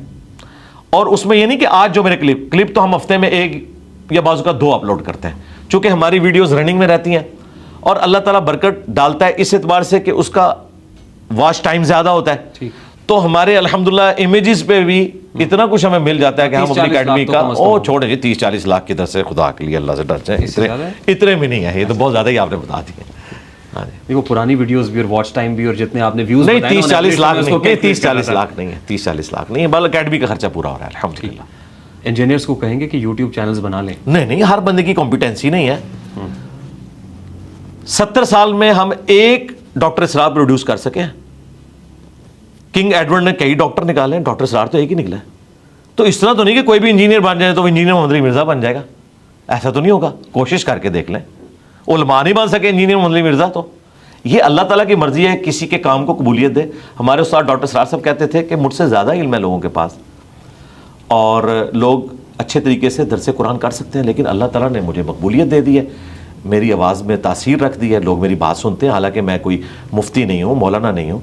और देखें अहमद दीदार साहब, हज़ारों क्रिश्चियन ने उनके हाथों पे इस्लाम कबूल किया। वो एक कबाड़िए की दुकान पे जॉब करते थे, कोई उनके पास मुफ्ती की डिग्री नहीं थी, अल्लाह ने उन्हें चुन लिया। ये अल्लाह के काम है, अपने बंदों को चुन लेता है। सहाबा कराम में भी अक्सर जो है लिखना पढ़ना भी नहीं जानते थे, अल्लाह ताला ने उनको दुनिया का इमाम बनाया। उन्होंने नबी इस्लाम की बातों को क्रैम किया और उनको उसी तरीके से मिनवन आगे पहुँचा दिया। आप अपने इस यूट्यूब चैनल से और वीडियोज़ के प्लेटफॉर्म से लोगों को बहुत रगड़ते रुगेदते हैं, इल्ज़ामात की बौछार भी करते हैं। नहीं, हमारे एक दोस्त हैं, भाई हैं, खासे परेशान हैं। कौन? और आज उन्होंने रिस्पॉन्स भी दिया है इसके ऊपर। वो कौन से दोस्त हैं जी आपके? साहिल अदीम साहब। अच्छा, क्या हुआ का? लास वेगस का जिक्र किया, उनकी शादी भी करा दी आपने। नहीं, मैंने तो नहीं, मैंने कुछ भी नहीं करवाया। मैंने क्यों करवाना है? आपने कहा कि उन्होंने शादी कर रखी लास वेगस। मैंने क्यों कहना है? लास वेगस में किस वीडियो में मैंने क्या दिखाया आप? मैं तो उन पर कोई बात ही नहीं करता, मैंने क्यों बात करना? आज ही उन्होंने उसका जवाब भी दिया है। तो वो जवाब तो किसी सवाल का होता है ना, तो मैंने तो कोई वीडियो उन पे नहीं रिकॉर्ड कराई है कि उन्होंने दूसरी शादी कर। साहिल अदीम साहब आपसे नहीं, उनके कहने से क्या है, मेरी वीडियो दिखाएं जिसमें मैंने कहा उन्होंने दूसरी या तीसरी शादी की हुई है, जब मैंने कहा ही नहीं है। और किसी की बात मेरे मत्थे पे को मार किसी से पैसे वैसे भी लिए हैं, ये कहा आपने कि पैसे? नहीं, मैंने कुछ भी नहीं कहा उनके बारे में। मैंने क्यों कहना उनके बारे में? कोई ऐसी बात नहीं की है। आपको मेरा ख्याल है गलत इंफॉर्मेशन किसी ने दी है। मैं तो साहिल अदीम साहब के मुंह से, साहिल अदीम साहब को छोड़े ना, बोलूंगा तो मैं, तो आप इसके ऊपर तहकीक करें कि उन्होंने ऐसी बात क्यों की। उन्होंने कोई शादी तो नहीं की हुई? पता नहीं, मुझे क्या पता, मुझे किसी के फैमिली मैटर्स पता ही नहीं है। उनके कहने से क्या होता है? मेरे बारे में तो लोग बड़ी बातें करते हैं, मेरे बारे में तो लोगों ने ऐसी ऐसी बातें क्लेम की जिनका मुझे पता ही नहीं है। तो मैंने उनके बारे में कोई, कभी आपने लास वेगस का जिक्र नहीं किया? चार्ज नहीं, मैंने क्यों करना है भाई? चार्ज उनके मद्दे मुकाबिल एक यूट्यूबर है शहजाद गयास साहब, उन्होंने कुछ उनके हवाले से डिस्कशन की थी, उनकी आपस में कोई डिस्कशन थी जिसमें उन्होंने कुछ फैक्ट सामने रखे थे जिनके साथ मैं भी एग्री करता था, इस एतबार से कि वो मुझसे मुतल्लिक थे, जो उन्होंने कहीं एक बातें की हुई थी। तो उनकी वीडियो के नीचे मैंने जाके कमेंट्स किए। उन कमेंट्स की तशरीह उन्होंने ये की कि जो ये यूट्यूबर है इन्होंने जितनी बातें की हैं गोया के इंजीनियर साहब कर रहे हैं। मैं तो कई लोगों की पॉडकास्ट के नीचे कमेंट्स करता हूं, उसका मतलब ये नहीं होता कि 100% आप उसके साथ एग्री, आप उसको एंडोर्स कर रहे हैं। हाँ, गामदी साहब की मैं वीडियोस के नीचे कमेंट्स करता हूं, लेकिन मैं उनके कई नजरियात से इख्तलाफ करता हूं। हमारे उस्ताद हैं, उसके बावजूद अगर मैं किसी वीडियो में उनकी तारीफ कर दूं 55 मिनट की वीडियो में, तो ऐन मुमकिन है कि मुझे 40 मिनट की वीडियो में जो पॉइंट्स मिले हैं मैं उनके साथ एग्री करता हूं। तो उसका मतलब उन्होंने ये समझा कि अब ये यूट्यूबर जो जो इल्जामात मेरे पे लगाएगा या माजी में लगा चुका, गोया इंजीनियर साहब ने लगाए, ये उन्होंने यूं किया। ये भी मैंने आपका दिल रखने के लिए बता दिया कि उन्हें गलतफहमी कहां पे हुई है। मैंने उनके बारे में कोई बात नहीं की, बल्कि अभी तो पिछले वीक लाइव पॉडकास्ट में मुझसे सवाल हुआ सेशन के अंदर, हमारे जो लाइव सेशन चलते हैं, तो मैंने कहा हमारा तो उनसे कोई इख्तलाफ नहीं इस हवाले से, अल्हम्दुलिल्लाह हमारे भाई हैं, हम उन्हें एक दीनी पर्सनैलिटी समझते हैं। जहाँ पर कोई इल्मी इख्तलाफ है वो हाईलाइट करते हैं, बाकी पर्सनैलिटी का कोई इख्तलाफ नहीं। हम उन्हें कोई यहूद नसारा का एजेंट नहीं समझते, एक मुस्लिम समझते हैं, इल्मी इख्तलाफ उनसे रख सकते हैं। ये कुरान और सुन्नत की बात आप करते हैं, मुबल्लिग दीन हैं, इंजीनियर आप बाय डिग्री हैं, ये सियासत में कूदना ज़रूरी होता है या सियासत में आपकी कोई एक्सपर्टीज़ है, या आप एज एन एनालिस्ट आप समझते हैं कि सियासत पे भी कमेंट कर सकते हैं? नहीं, बिल्कुल नहीं कूदता सियासत में, मैंने क्यों कूदना है सियासत में? आप बुग़्ज़ इमरान में मुब्तला है? नहीं, कोई बुग़्ज़ इमरान नहीं है, ना बुग़्ज़ इमरान है, ना बुग़्ज़ नवाज़ है, ना बुग़्ज़ फ़ौज है। उल्फत शहबाज लगती है कहीं ना कहीं। नहीं, शहबाज शरीफ साहब से मेरी कभी मुलाकात भी नहीं हुई, क्यों होगी? 7-8 महीने पहले की एक वीडियो है आपकी, खासी वायरल हो रही है इन दिनों। इन दिनों की वायरल हुई है तो 8 महीने पुरानी है। ये भी 8 महीने पुरानी है। ये छान पटक की आपकी टीम, छान पटक की तो जरूरत नहीं है, उस वक्त पता चला कि 8 महीने हाँ जी पहले की वीडियो फिर वायरल हो रही है। कौन कर रहा है? हमने तो नहीं वायरल की, हमने तो कोई नहीं अपलोड। लेकिन वो तासुरात तो जाहिर आप ही हैं। किसने की जिस पे आप डिजिटल दहशतगर्दी की बात किसने वायरल की है? मैंने तो कोई ऐसी वीडियो वायरल नहीं की है। मेरे वीडियो तो आप ही की है ना। कौन सी वीडियो? किसने वायरल की? वीडियो तो आप ही की है। कौन सी वीडियो? जिसपे आप डिजिटल दहशतगर्दी की बात कर रहे हैं। आपने कहा कि आजकल एक वीडियो वायरल हुई है। तो किसने की है वो? मैंने तो नहीं किया। हमारे वीडियो आप ही की है। वीडियो आप ही की है। वो मेरे चैनल वीडियो है। मैं सवाल आपने शायद सुना नहीं। मैं कह रहा हूं मैंने सवाल वीडियो वायरल समझ लिया। ये नहीं कहा कि वीडियो आपने वायरल की हुई है, मैं ये नहीं कह रहा हूं। अच्छा, किसने की है वायरल? जिसने भी की होगी। नहीं, आप तो जर्नलिस्ट है ना, आपका तो राइट है ना कि आप बताएंगे। देखिए, ये तो रियासत भी सोर्स ढूंढ रही होती है आजकल के फेक न्यूज का पता चले आई कहां से है। नहीं, आपको पता है, देखिए वो वीडियो कहीं से वायरल हुई है, उसके ऊपर लोगों ने कमेंट्स किए हैं, तो आपको तो पता होगा कौन कौन बोल रहे हैं। हाँ, बताएं ना, मुझे पता है कौन खुल के बताएं ना। आफ्ताब इकबाल साहब ने इसके ऊपर बैक टू बैक 3 वीडियोस कर डाली। दो की। एक तो ताजा वीडियो आज ही मुझे मिली है, शायद वो कुल मिला के तीसरी होगी। टोटल 2। आपने 2 देखी होंगी, आज एक और आ गई है। अच्छा, वो शायद दूसरी वाली को आज आपने देखा, वो अपलोड कब हुई है जो आज आप मुझे याद नहीं है। अच्छा, ठीक है। बरल 2 या 3। यानी आप कह रहे हैं कि आफ्ताब इकबाल साहब ने उसको वायरल किया? इमरान नहीं, मैं ये नहीं कह रहा हूं। आज किसने वायरल किया? आपने कहा कौन बोल रहा है उसके ऊपर, कौन बोल रहा है? ओहो, मैं तो बोल रहा हूं ना, 7 महीने एक पुरानी बात है, तो अभी कोई आई है तो किसी ने उसको वायरल करके उसको मकासद अचीव किए। मैं इस पे कमेंट नहीं कर सकता। इमरान रियाज साहब का भी आप कह रहे हैं कि उन्होंने, इमरान रियाज साहब भी उन्होंने किया है। अच्छा, क्या कह रहे हैं? मैं ये नहीं कह रहा कि उन्होंने किया है। मैं तो ये कह रहा हूं कि वो आप नहीं कह रहे और मुझसे पूछ रहे।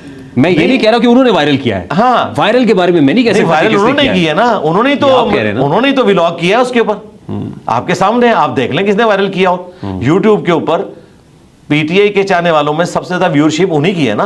उन्होंने पिछले मंडे को अपलोड किया। ऐसे ही है, ऐसे ही है। हाँ, अब आप सवाल करें। तो आप ये कह रहे हैं कि इमरान रियाज साहब ने एक वीडियो वायरल की जिसमें उन्होंने 7 महीने पुराने का मेरा एक गुफ्तगू का क्लिप उठाया और उसके ऊपर डिस्कशन की। तो ये अब इमरान रियाज साहब को पूछना चाहिए कि 7 महीने पहले भी इस वीडियो के ऊपर आपने एक ट्वीट की थी और आपके इल्म में ये 7 महीने पुरानी है, और अब आप उसको वायरल करके उसमें से मकसद ये अचीव कर रहे हैं गोया कि ये 26 नवंबर के उस एपिसोड के बाद की वीडियो है और एस्टेब्लिशमेंट ने मुझे लॉन्च किया। तो हम इस पे ये कहेंगे कि अल्लाह से डर जाएं। ये जुलाई 2024 की वीडियो है और इसका नवंबर 26 के साथ, 2024 के साथ कोई ताल्लुक नहीं है। तो मेरा ख्याल है मैंने उनसे रब्ता किया है, अल्लाह का शुक्र है कि उन्होंने एडमिट किया और अगले व्लॉग में उन्होंने माना कि मुझे साथियों ने बताया ये पुरानी वीडियो है। और मुझे साथियों ने यह भी बताया कि जो मैंने इन पे इल्ज़ाम लगाया था ना कि इन्होंने इद्दत केस पे बात नहीं की, तो मुझे पता चला कि उन्होंने उस पर भी बात की है। फिर आस्ता आस्ता उनके साथियों ने उनको जब बताना शुरू किया तो एक एक करके वो सारे के सारे उनके दावे गलत निकल आए। अल्लाह का शुक्र है। कुछ लोग ये कहते हैं कि मोहम्मद अली मिर्जा एस्टैब्लिशमेंट का टाउट है। कौन लोग कहते हैं? बताए ना। देखें, जब मुझसे पूछ रहे हैं तो आप तो जर्नलिस्ट हैं, अगर आप आम आदमी होते तो मैं आप पे ये बात भी लगाता। वॉरियर्स सोशल मीडिया कौन, किसके, मतलब नून लीग वाले कहते हैं? ये आप कैसे, मतलब मैं पूछ रहा हूं, नून लीग वाला कह रहा है आपसे, जो सोशल मीडिया यूज कर रहा है वो नून लीग का भी हो सकता है, वो पीटीआई मैं यही पूछ रहा हूं ना। नून लीग वाले कर रहे हैं, पीटीआई के कर रहे हैं, जमात इस्लामी के कर रहे हैं। देखिए, इन दिनों अगर ये कोई कहेगा कि मोहम्मद अली मिर्जा एस्टैब्लिशमेंट का टाउट है तो कम से कम वो नून लीग से नहीं हो सकता। नहीं, बताए ना, आप तो जर्नलिस्ट हैं ना, मैं आपसे सीख रहा हूं, मैं आपकी गुफ्तगू भी वो बड़े ज़ौक़ से सुनता हूं, तो मैं एक्सपेक्ट कर रहा हूं कि एक आम आदमी नहीं है, एक जर्नलिस्ट मेरे सामने बैठा तो मुझे बताए ना। एस्टैब्लिशमेंट का टाउट तो वही कहेगा जो सबसे ज्यादा ज़ेर-ए-ताब होगा एस्टैब्लिशमेंट। कौन बताए ना, इस तरह क्यों पहेलियों में जो बात करें, जो पॉलिटिकल पार्टी ज़ेर-ए-ताब है, जाहिर है वो पॉलिटिकल पार्टी के रिप्रेजेंटेटिव को यहाँ बैठा नहीं हुआ, तो मैं क्यों नाम लूं उस पॉलिटिकल पार्टी का, आप भी जानते हैं। नहीं तो फिर तो अगली बात ही नहीं होगी। जब सवाल ही कामिल नहीं होगा तो मैं जवाब कैसे दूंगा? जब तक आप सवाल, आप मेरा सवाल भी समझ रहे हैं, कहते हैं आप मेरे सवाल की जड़ को भी समझ रहे हैं, पाया जाता है। नहीं, पता क्या, आपसे मैं इसलिए एक्सपेक्ट कर रहा हूं कि अगर आप इशारे किनारे में बात करेंगे फिर मैं भी जवाब खुल के नहीं दूंगा, मैं भी इशारे किनारे में बात करूंगा, उसका एंड नहीं निकलेगा।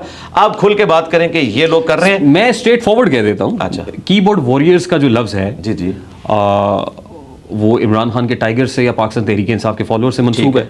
वो क्या कहते हैं? अब जाहिर है एक पॉलिटिकल पार्टी है इस वक्त जो एस्टैब्लिशमेंट की ज़ेर-ए-ताब है और उसका नाम पाकिस्तान तहरीक इंसाफ है। ठीक है। और जो सोशल मीडिया हैंडलर्स हैं वो ये कहते हैं कि जो मोहम्मद अली मिर्जा हैं वो एस्टैब्लिशमेंट का टाउट है। उनके पास सबूत क्या है इस बात का? जब उनके पास कोई रिपोर्ट आ गई ऐसी, उनको कोई अब तो नहीं आ पा रहे बुला के कोई नई रिपोर्टें दिखा दी जिसकी बुनियाद पे उन्होंने क्लेम कर दिया, कोई सबूत होगा ना। देखें, दावा उनका है ना, दलील वो देंगे। आप मुझसे पूछें तो मैं इसे डिनाई करूंगा कि ऐसी कोई बात नहीं है।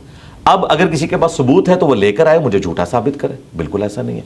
मैं अपनी सफाई में बहुत कुछ कह सकता हूं अपने माजी से, लेकिन मैं उसे ज़रूरी नहीं समझता।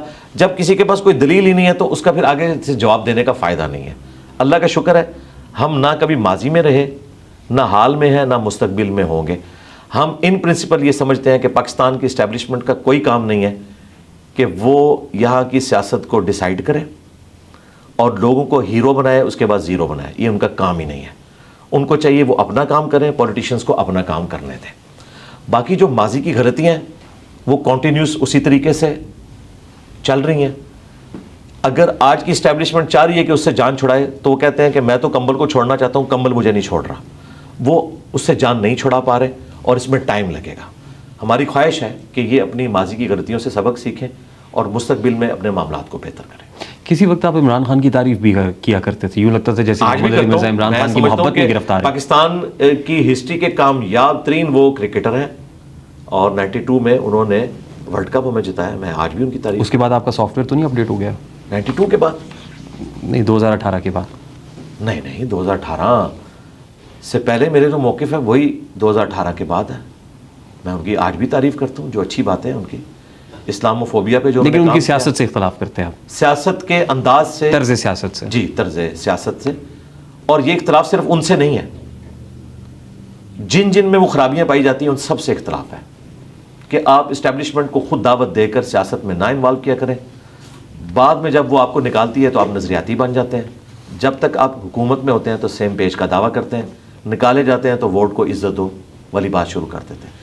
और ये मेरा इख्तलाफ सिर्फ इमरान खान साहब से नहीं है, नवाज शरीफ साहब से भी है, बाकी लोगों से भी। मैं इसके ऊपर आपको अप्रिशिएट करता हूँ कि आपकी टीम ने मुझे कहा कि यार कोई सियासी सवाल ना कीजिएगा मोहम्मद अली मिर्ज़ा साहब से, लेकिन मैं कर रहा हूँ और आप उसका जवाब भी दे रहे हैं। Thank you so much for that. जज़ाकल्लाह खैर। जिस वक्त मेरी और आपकी गुफ्तगू हो रही है, क़यामुल लैल, नमाज तरावी भी चल रही होगी।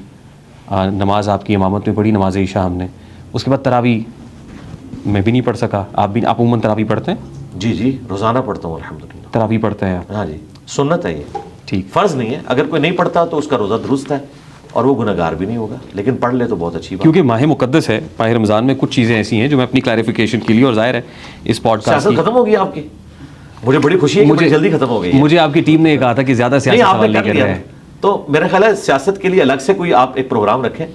इशाद भट्टी साहब भी आए थे तो उनको भी मैंने कहा था कि आप सारों को इकट्ठा करें और आके बात कर लें फैक्ट्स और फिगर्स के साथ। और फैक्ट्स और फिगर्स किसी के पास भी नहीं होते, सारों के पास ज़राए होते हैं, ज़राए को आप साबित नहीं कर सकते। हाँ, मैं ये कह सकता हूँ कि आप मेरे बारे में जो क्लेम कर रहे हैं, मुझसे आप कुरान पे हल्फ ले सकते हैं एक मुसलमान की हैसियत से कि आप जो बात कर रहे हैं मैं उसकी तस्दीक या तकजीब कर दूँ। तो मैं ये हल्फिया कहता हूँ कि आज तक ना तो मैंने एस्टेब्लिशमेंट से कभी लाइन ली, ना मेरी तबीयत है लेने की, और ना मुस्तकबिल में कोई लेने का इरादा है। क्योंकि जो लोग इनके लिए काम करते हैं कुछ अरसे बाद वो इन्हें टिश्यू पेपर की तरफ फेंक देते हैं, जिनकी बाकियात आपको आज ये चीखते हुए चंद एक यूट्यूबर्स नज़र आ रहे हैं। देखिए, मेरा एक प्रॉब्लम है कि मैं ज़ाहिर है पॉलिटिकल शो करता हूँ मंडे टू फ्राइडे, तो आप मेरे साथ कर लें, अलग से कर लें, लेकिन फैक्ट्स और फिगर्स के साथ इन सब से दलाइल इकट्ठे करें। जो मेरे बारे में व्लॉग्स बना रहे हैं ना, इनको कहें जी आप हमें वो कागज़ दें जो आपको अपारे बुला के दिखाए गए थे, हम इंजीनियर साहब को दिखाते हैं और इंशाअल्लाह ताला उन्हें हम एक्सपोज करेंगे। इनके पल्ले कोई शय नहीं होगी, सब बैठ के तखय्युलात। ये उसी तरीके से है जो पिछले ऑलमोस्ट ये 1.5 साल से खान साहब को जेल से बाहर निकाल रहे हैं। अगली ईद भी आने वाली है, तो ये उसी किस्म के तखय्युलात हैं इनके। बस मैं यही कहूँगा अल्लाह ताला इनके ऊपर रहम खाए कि जो ये इस किस्म के दावे मेरे बारे में करते हैं। सियासी गुफ्तगू पे एक डेडिकेटेड पॉडकास्ट होगा हमारा, कर लेंगे इंशाअल्लाह ताला, लेकिन उस सूरत में जब आप फैक्ट्स और फिगर्स के साथ आएंगे तो टाइम क्या मतलब क्या फैक्ट्स और फिगर्स। मैं यही बात अगली थी मेरी, 2023 में हमने वक्त लेना शुरू किया था, मांगना शुरू किया था, आज 2025 है। नहीं, दे देंगे आपको इंशाल्लाह, लेकिन फैक्ट्स और फिगर्स लेके आए। आप वो फाइलें जो आपको दिखाएंगे ना यूट्यूबर्स, वो आपने मुझे भेजनी है, मैं देखूंगा तो मैं आपको बता दूंगा कि हाँ अब आ जाएं आप, हम आपको बताते हैं ये फाइल है या नहीं है। एक बड़े एंकर ने इसमें यह भी बात की है कि इंजीनियर साहब पे कातलाना हमला होने वाला था, हाँ, और एजेंसीज ने उन्हें बताया कि हम इसे रोकेंगे, आप हमारे लिए काम करें। भाई एजेंसीज तो आज तक कोई कातलाना हमला मेरे पे रोक नहीं सकी, 7 दफ़ा हो चुका है। अगर रोका तो हमारे टीम मेंबर्स ने रोका, उन्होंने तो नहीं रोका, बस बैठ के गाड़ दी, छोड़ दी और आगे चल रही है। बस हम यही कहेंगे कि अल्लाह से डरें। आज मैंने इनको बड़ा तफसीली जवाब दिया है। आज मैंने पूरी सियासत के ऊपर डिस्कशन जो करनी है वो 1.25 घंटे में कर दी है, वो इंशाल्लाह यूट्यूब पे कल अपलोड हो जाएगी, आप देख लीजिएगा। 2020 में आप गिरफ्तार हुए थे गालिबन? क्या डीपीओ जेहलम ने जब इस पे कमेंट भी वो एक रिलीजियस मैटर था, उसका इस पॉलिटिक्स से कोई ताल्लुक नहीं था। ठीक, वो मेरा एक clip out of context upload हुआ था हमारे मुखालफिन की जानिब से, जिसमें आधी बात हुई थी, उससे प्ली लेकर उन्होंने FIR काटी कि मैंने किसी को कत्ल की धमकी दी है, और वो आधे क्लिप में वाकई इस तरह का इमेज जाता था। मैं उस FIR को इस एतबार से दुरुस्त समझता हूँ, आधे क्लिप के एतबार से।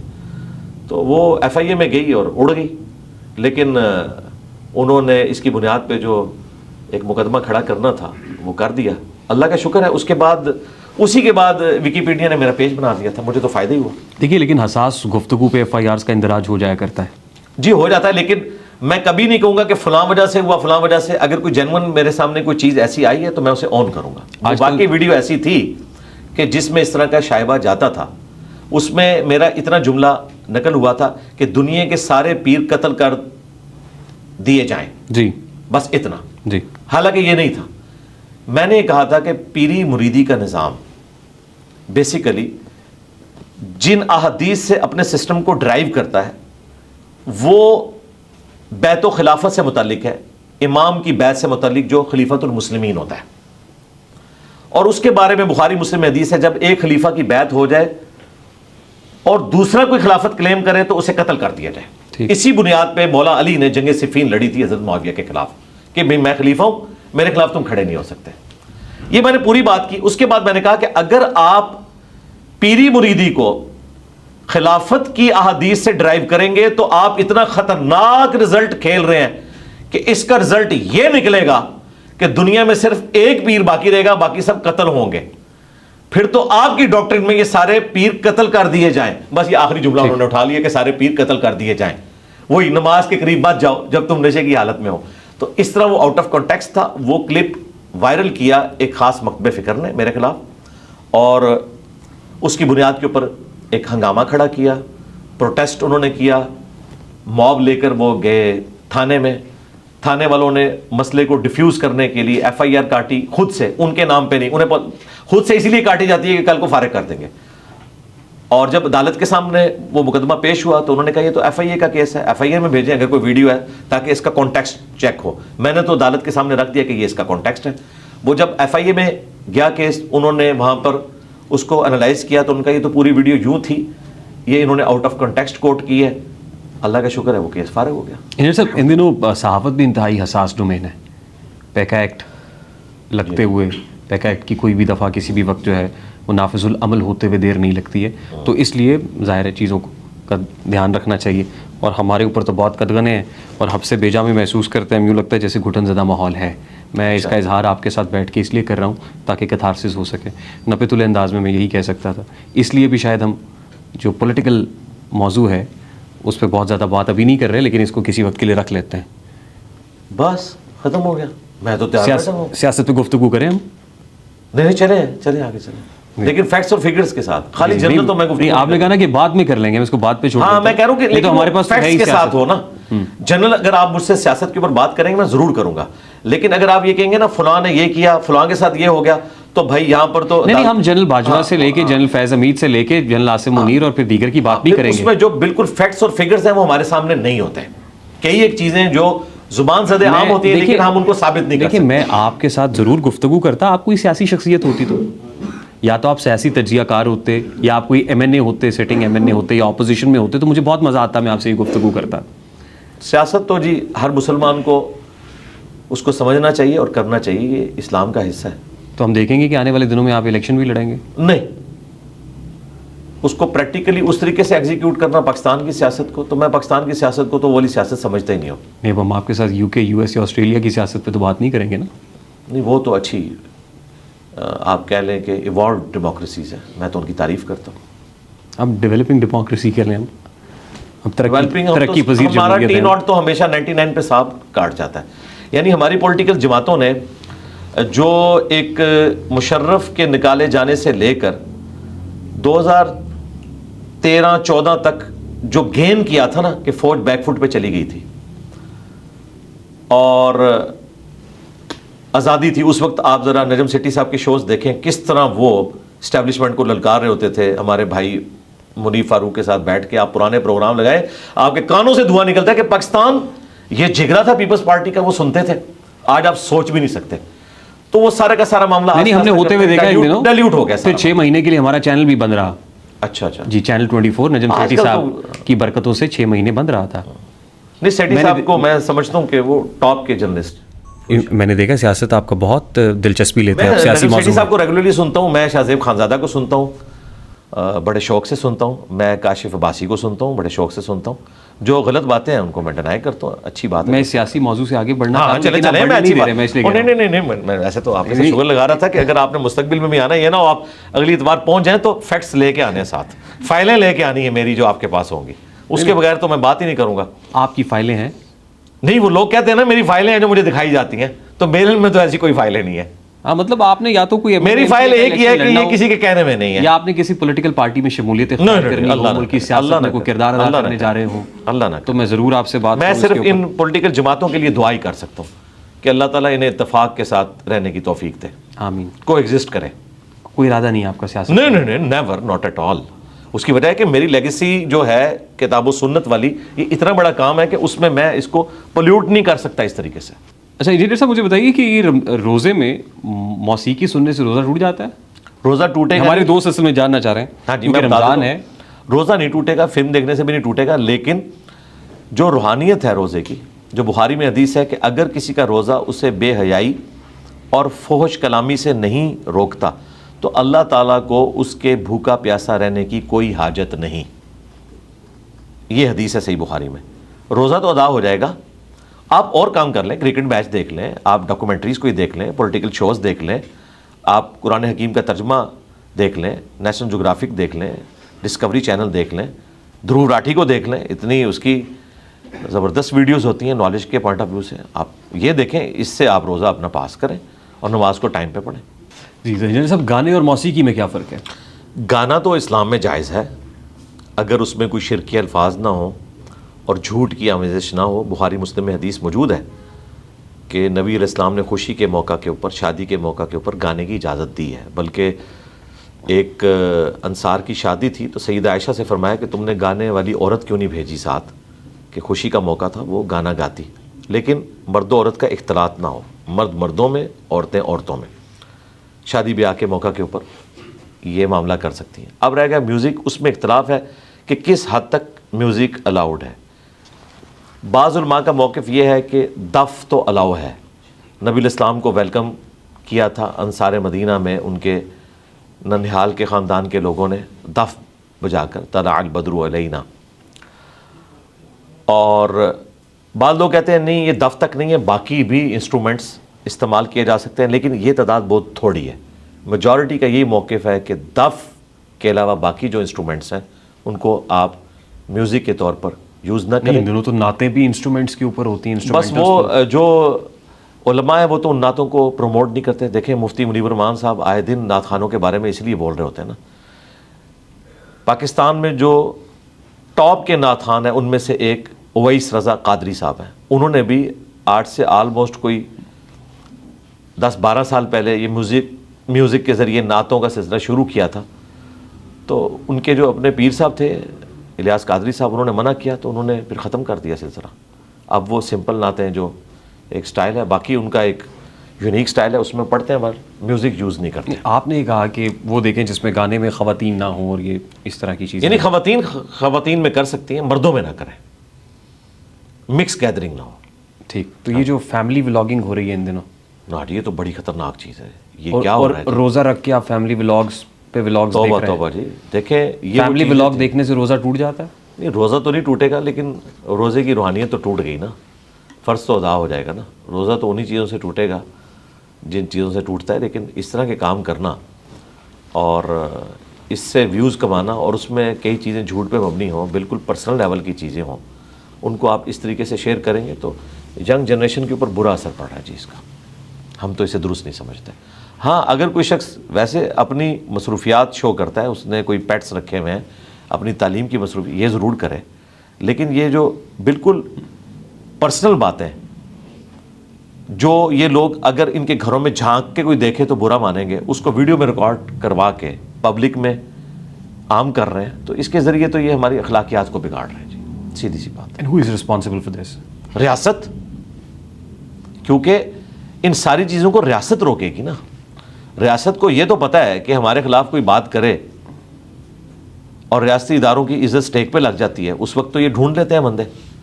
जब आपका दीन स्टेक पे लगा हुआ है, आपको ये लोग नहीं मिलते, और इनके पास इतना पैसा है कि ये रियासती इदारों के लोगों को भी खिलाते हैं, अपने खिलाफ केसेस भी ख़त्म करवा लेते हैं, कई पुलिस केसेस हैं ख़त्म करवा लेते हैं, एक दिन बना होता है अगले दिन ख़त्म हुआ होता है, पैसे को यूज़ करते हैं।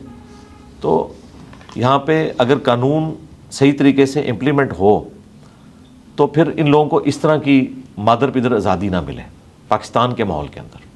बाकी देखने वाले भी मुजरिम है जी, जो इन्हें प्रमोट कर रहे हैं। देख के क्या ज़रूरत है देखने की? देखने वाले 5 साल से 15 साल की उम्र तक के बच्चे हैं जी, तो इसका बहुत मतलब खतरनाक मामला उनके है। पेरेंट्स भी रिस्पॉन्सिबल हैं। पेरेंट्स तो बेचारे इसलिए इनको डिवाइसेस ले देते हैं कि चलें पढ़ाई के साथ इस वक्त इंडोर गेम का एक ज़रिया ये आपके गैजेट्स हैं। बाहर बच्चों को भेजते हुए, इवन मस्जिद में भेजते हुए लोग डरते हैं, सिक्योरिटी इश्यूज़ हैं, आपको पता है मुल्क में गुर्बत है, अगवा बराए तावान वाला मामला भी हो रहा है, और फिर ग्राउंड्स भी अवेलेबल नहीं है। हम लोग बचपन में जून जुलाई में भी जाके क्रिकेट खेलते थे, सख्त गर्मियों में अकेले जाते थे ग्राउंड, कोई इस किस्म का सिक्योरिटी थ्रेट नहीं होता था जो आजकल है। हम तो अपने बच्चों को इस तरह नहीं भेजते, सीधी सी बात है। तो मजबूरन माँ बाप ने इन्हें मसरूफ़ रखने के लिए पैरेलल में ये चीज़ दी हुई है, और फिर उसके साथ ये चीज़ें भी अटैच हो जाती हैं। तो मैं तो अपने बच्चों को एजुकेट करता रहता हूँ। पिछले दिनों ध्रुव राठी ने भी इस एतबार से एक अच्छी वीडियो बनाई है, हालांकि वो एक एथियस्ट ही हैं और वैसे कल्चरल अपने आप को हिंदू कहते हैं, लेकिन उन्होंने भी क्रिटिसाइज़ किया कि ये फिल्में इस किस्म की जिससे हमारी यंग जनरेशन को बिगाड़ा जा रहा है, ये हम इनके मेंटल मॉडल बदल रहे हैं, ये डिस्ट्रक्टिव काम कर रहे हैं, कंस्ट्रक्टिव काम नहीं कर रहे हैं। ठीक, क्योंकि रमज़ान का टॉपिक चल रहा है तो उसमें तरावी की बात हमने की। कुछ 20 तरावियाँ पढ़ते हैं, कुछ 8 पढ़ते हैं, 30 पढ़ते हैं, क्या ठीक है? 40 भी पढ़ते हैं, ऐसे लोग भी हैं। बुखारी मुस्लिम में हदीस है, अम्मा आयशा सलामुल्लाह अलैहा से पूछा गया कि रमज़ान में जो रात की नमाज थी नबी अलैहिस्सलाम की, वो कितनी थी? उन्होंने कहा बेटा रमज़ान हो या गैर रमज़ान, आप 11 रकअत से ज़्यादा नहीं पढ़ते थे। 8 नवाफिल और 3 वित्र, ये आपका उमूमी अमल था। कभी कभार 13 हो जाते थे। फिर सैयदना उमर ने जब तरावी की बाकायदा जमात शुरू करवाई, जो नबी अलैहिस्सलाम ने 3 दिन के बाद ख़त्म कर दी थी, इस डर से कि ये फ़र्ज़ ना हो जाए, इसलिए नहीं कि ये हराम थी। सैयदना उमर ने उस सुन्नत को दोबारा से ज़िंदा किया कि ठीक है, जो लोग तरावी जमात से पढ़ना चाहते हैं और कुरान के हाफिज़ नहीं है, उनके लिए मैं एक इमाम मुकर्रर कर दूँ। सही बुखारी में आता है, उसके पीछे लोग नमाज़ पढ़ते थे। अल-मुअत्ता इमाम मालिक में यही हदीस है, उसमें आगे अल्फाज हैं कि उबई इब्न काब और तमीम दारी की ड्यूटी लगाई कि उनको 11 रकते पढ़ाएं, तो 11 रकते होती थी। लेकिन सैयदना उमर ने खुद जमात से तरावी नहीं पढ़ी, आप वहाँ से चले गए ये कह कर कि इससे बेहतर नमाज मर्द की वो है नफली जो घर में पढ़ता है।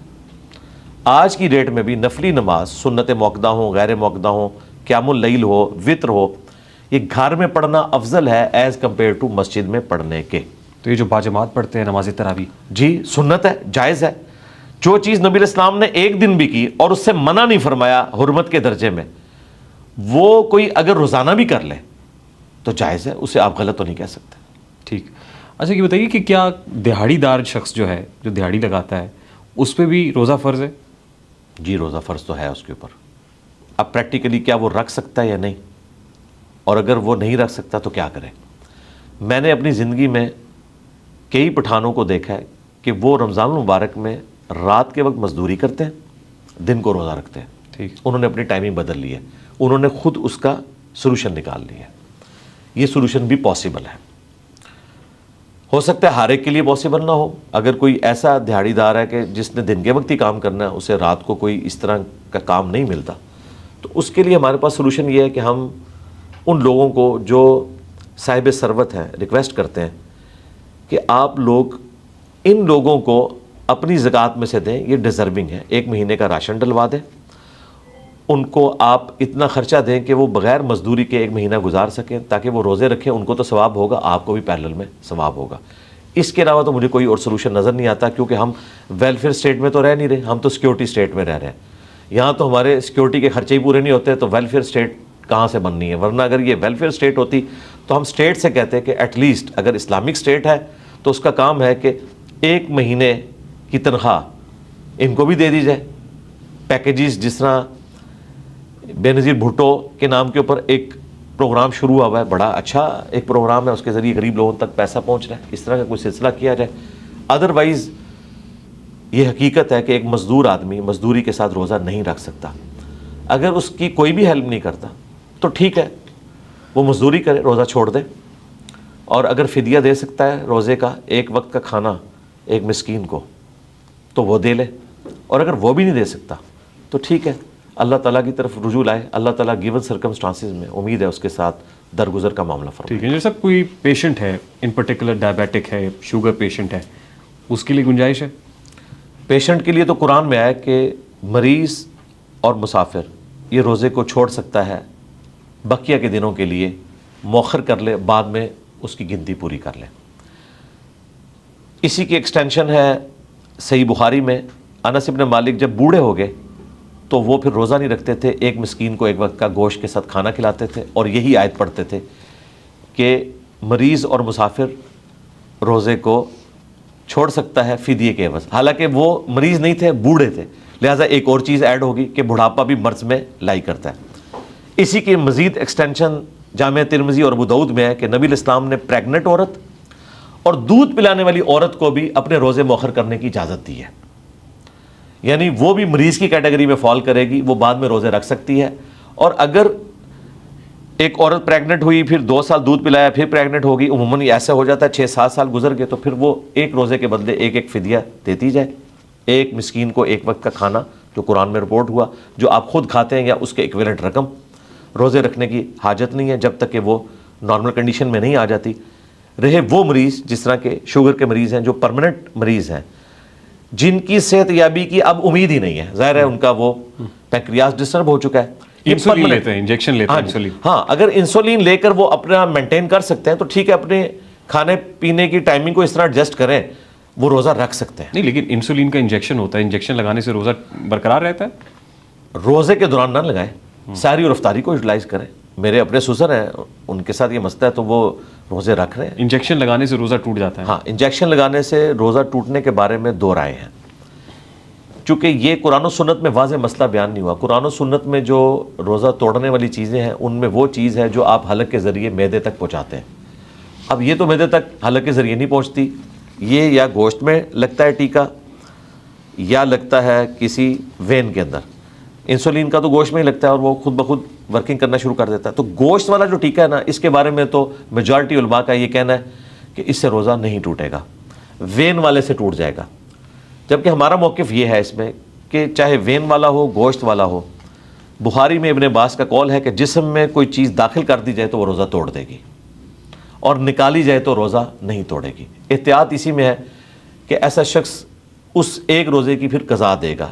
मरीज़ को इजाज़त है, वो रोज़ा तोड़ भी सकता है, या फिर अपनी टाइमिंग को इस तरह एडजस्ट करे कि वो रोज़ा रख ले। और अगर वो इतना परमानेंट मरीज़ है कि उसे कुछ देर बाद कुछ ना कुछ इनटेक लेना पड़ता है, तो वो परमानेंट मरीज़ है, उसे रोज़ा रखने की ज़रूरत ही नहीं, उसके रोज़े मुआफ़ हैं, वो उसके बदले फ़िदिया देगा 1 वक्त का खाना, उसे रोज़ा रखने की ज़रूरत ही नहीं, जो परमानेंट मरीज़ है। ठीक, रोज़े की हालत में हमने फैमिली व्लॉगिंग और सोशल मीडिया के इस्तेमाल पे तो बात कर ली। रमज़ान ट्रांसमिशंस चल रही होती हैं, और रमज़ान ट्रांसमिशंस के अंदर जो है वो गेम शोज़, उसके अंदर कुछ ऐसे कॉम्पिटिशन्स जिसमें म्यूज़िक भी आ जाता है, ख़वातीन भी होती हैं, मर्द हज़रात भी होते हैं, मिक्स्ड किस्म के जो है वो कम्युनिटीज़ हो, तो उस बारे में क्या ख्याल है? उससे बड़ा जुर्म उसमें ये हो रहा है कि किसी की भी लर्निंग नहीं हो रही।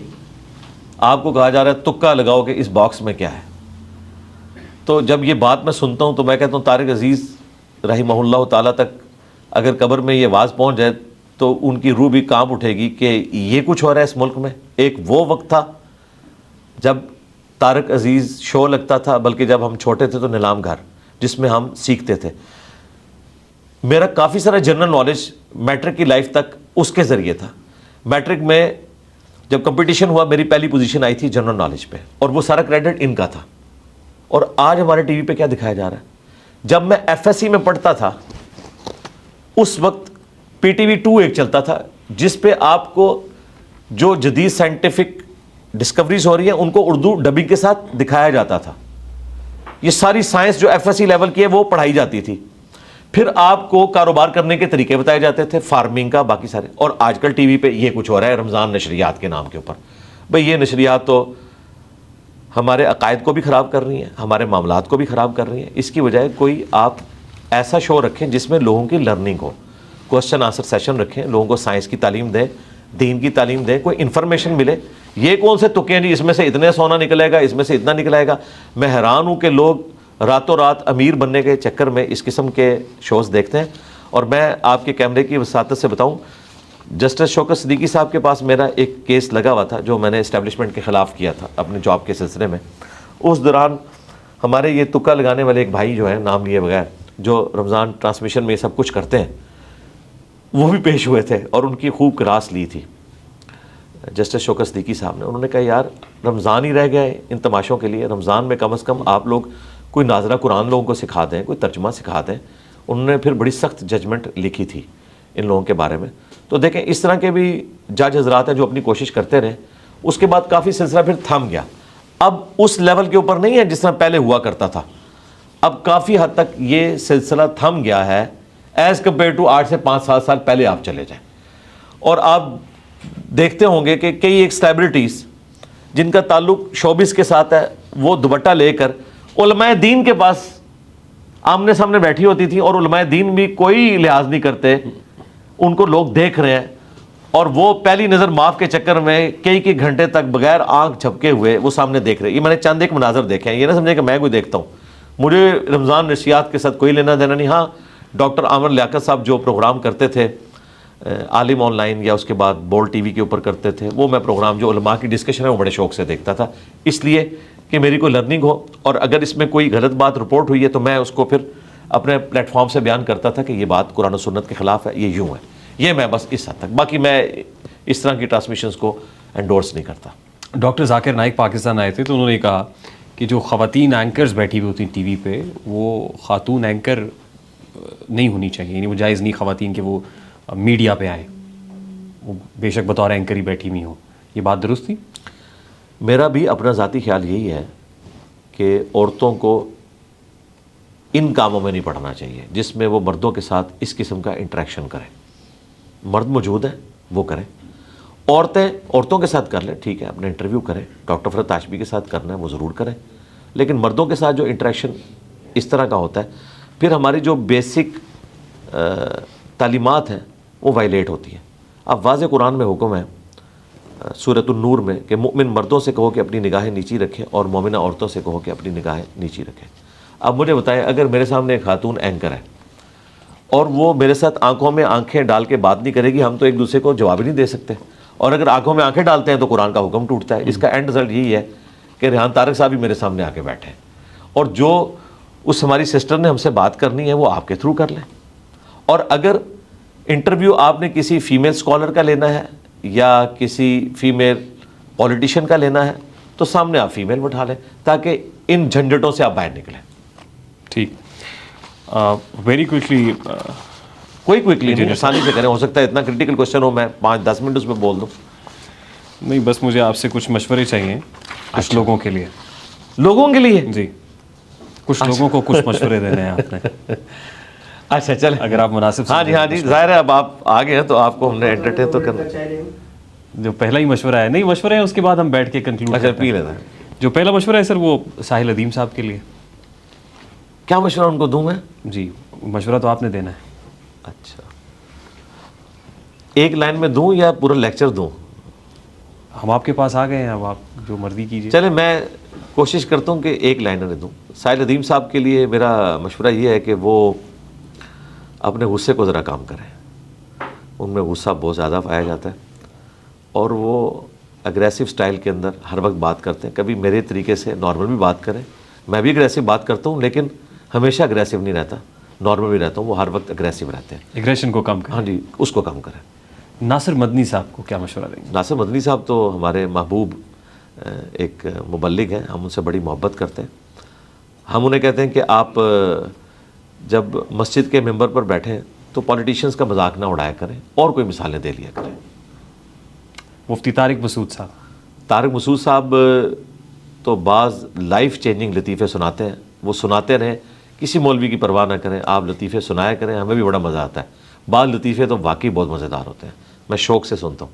आप उनकी गुफ्तगू को लतीफ़ा समझते हैं? नहीं, मैंने ये नहीं कहा, उनकी गुफ्तगू अच्छी भी होती है। कुछ अरसे से तो वो ऐसी बातें कर रहे हैं जो उनके अपने मकतब फ़िक्र के भी ख़िलाफ़ हैं, और मैं उसे अप्रिशिएट करता हूँ। उन्होंने खुद माना कि सबसे कम बिदात अहले हदीस के अंदर है, हमारे फ़िरक़ों के अंदर बिदात है, हालांकि वो अहले हदीस के अपोजिट एक फ़िरका है, और उन्होंने अच्छी बात की है, हम अप्रिशिएट करते हैं इसे। मौलाना तारिक जमील साहब को कोई मशवरा देना चाहें?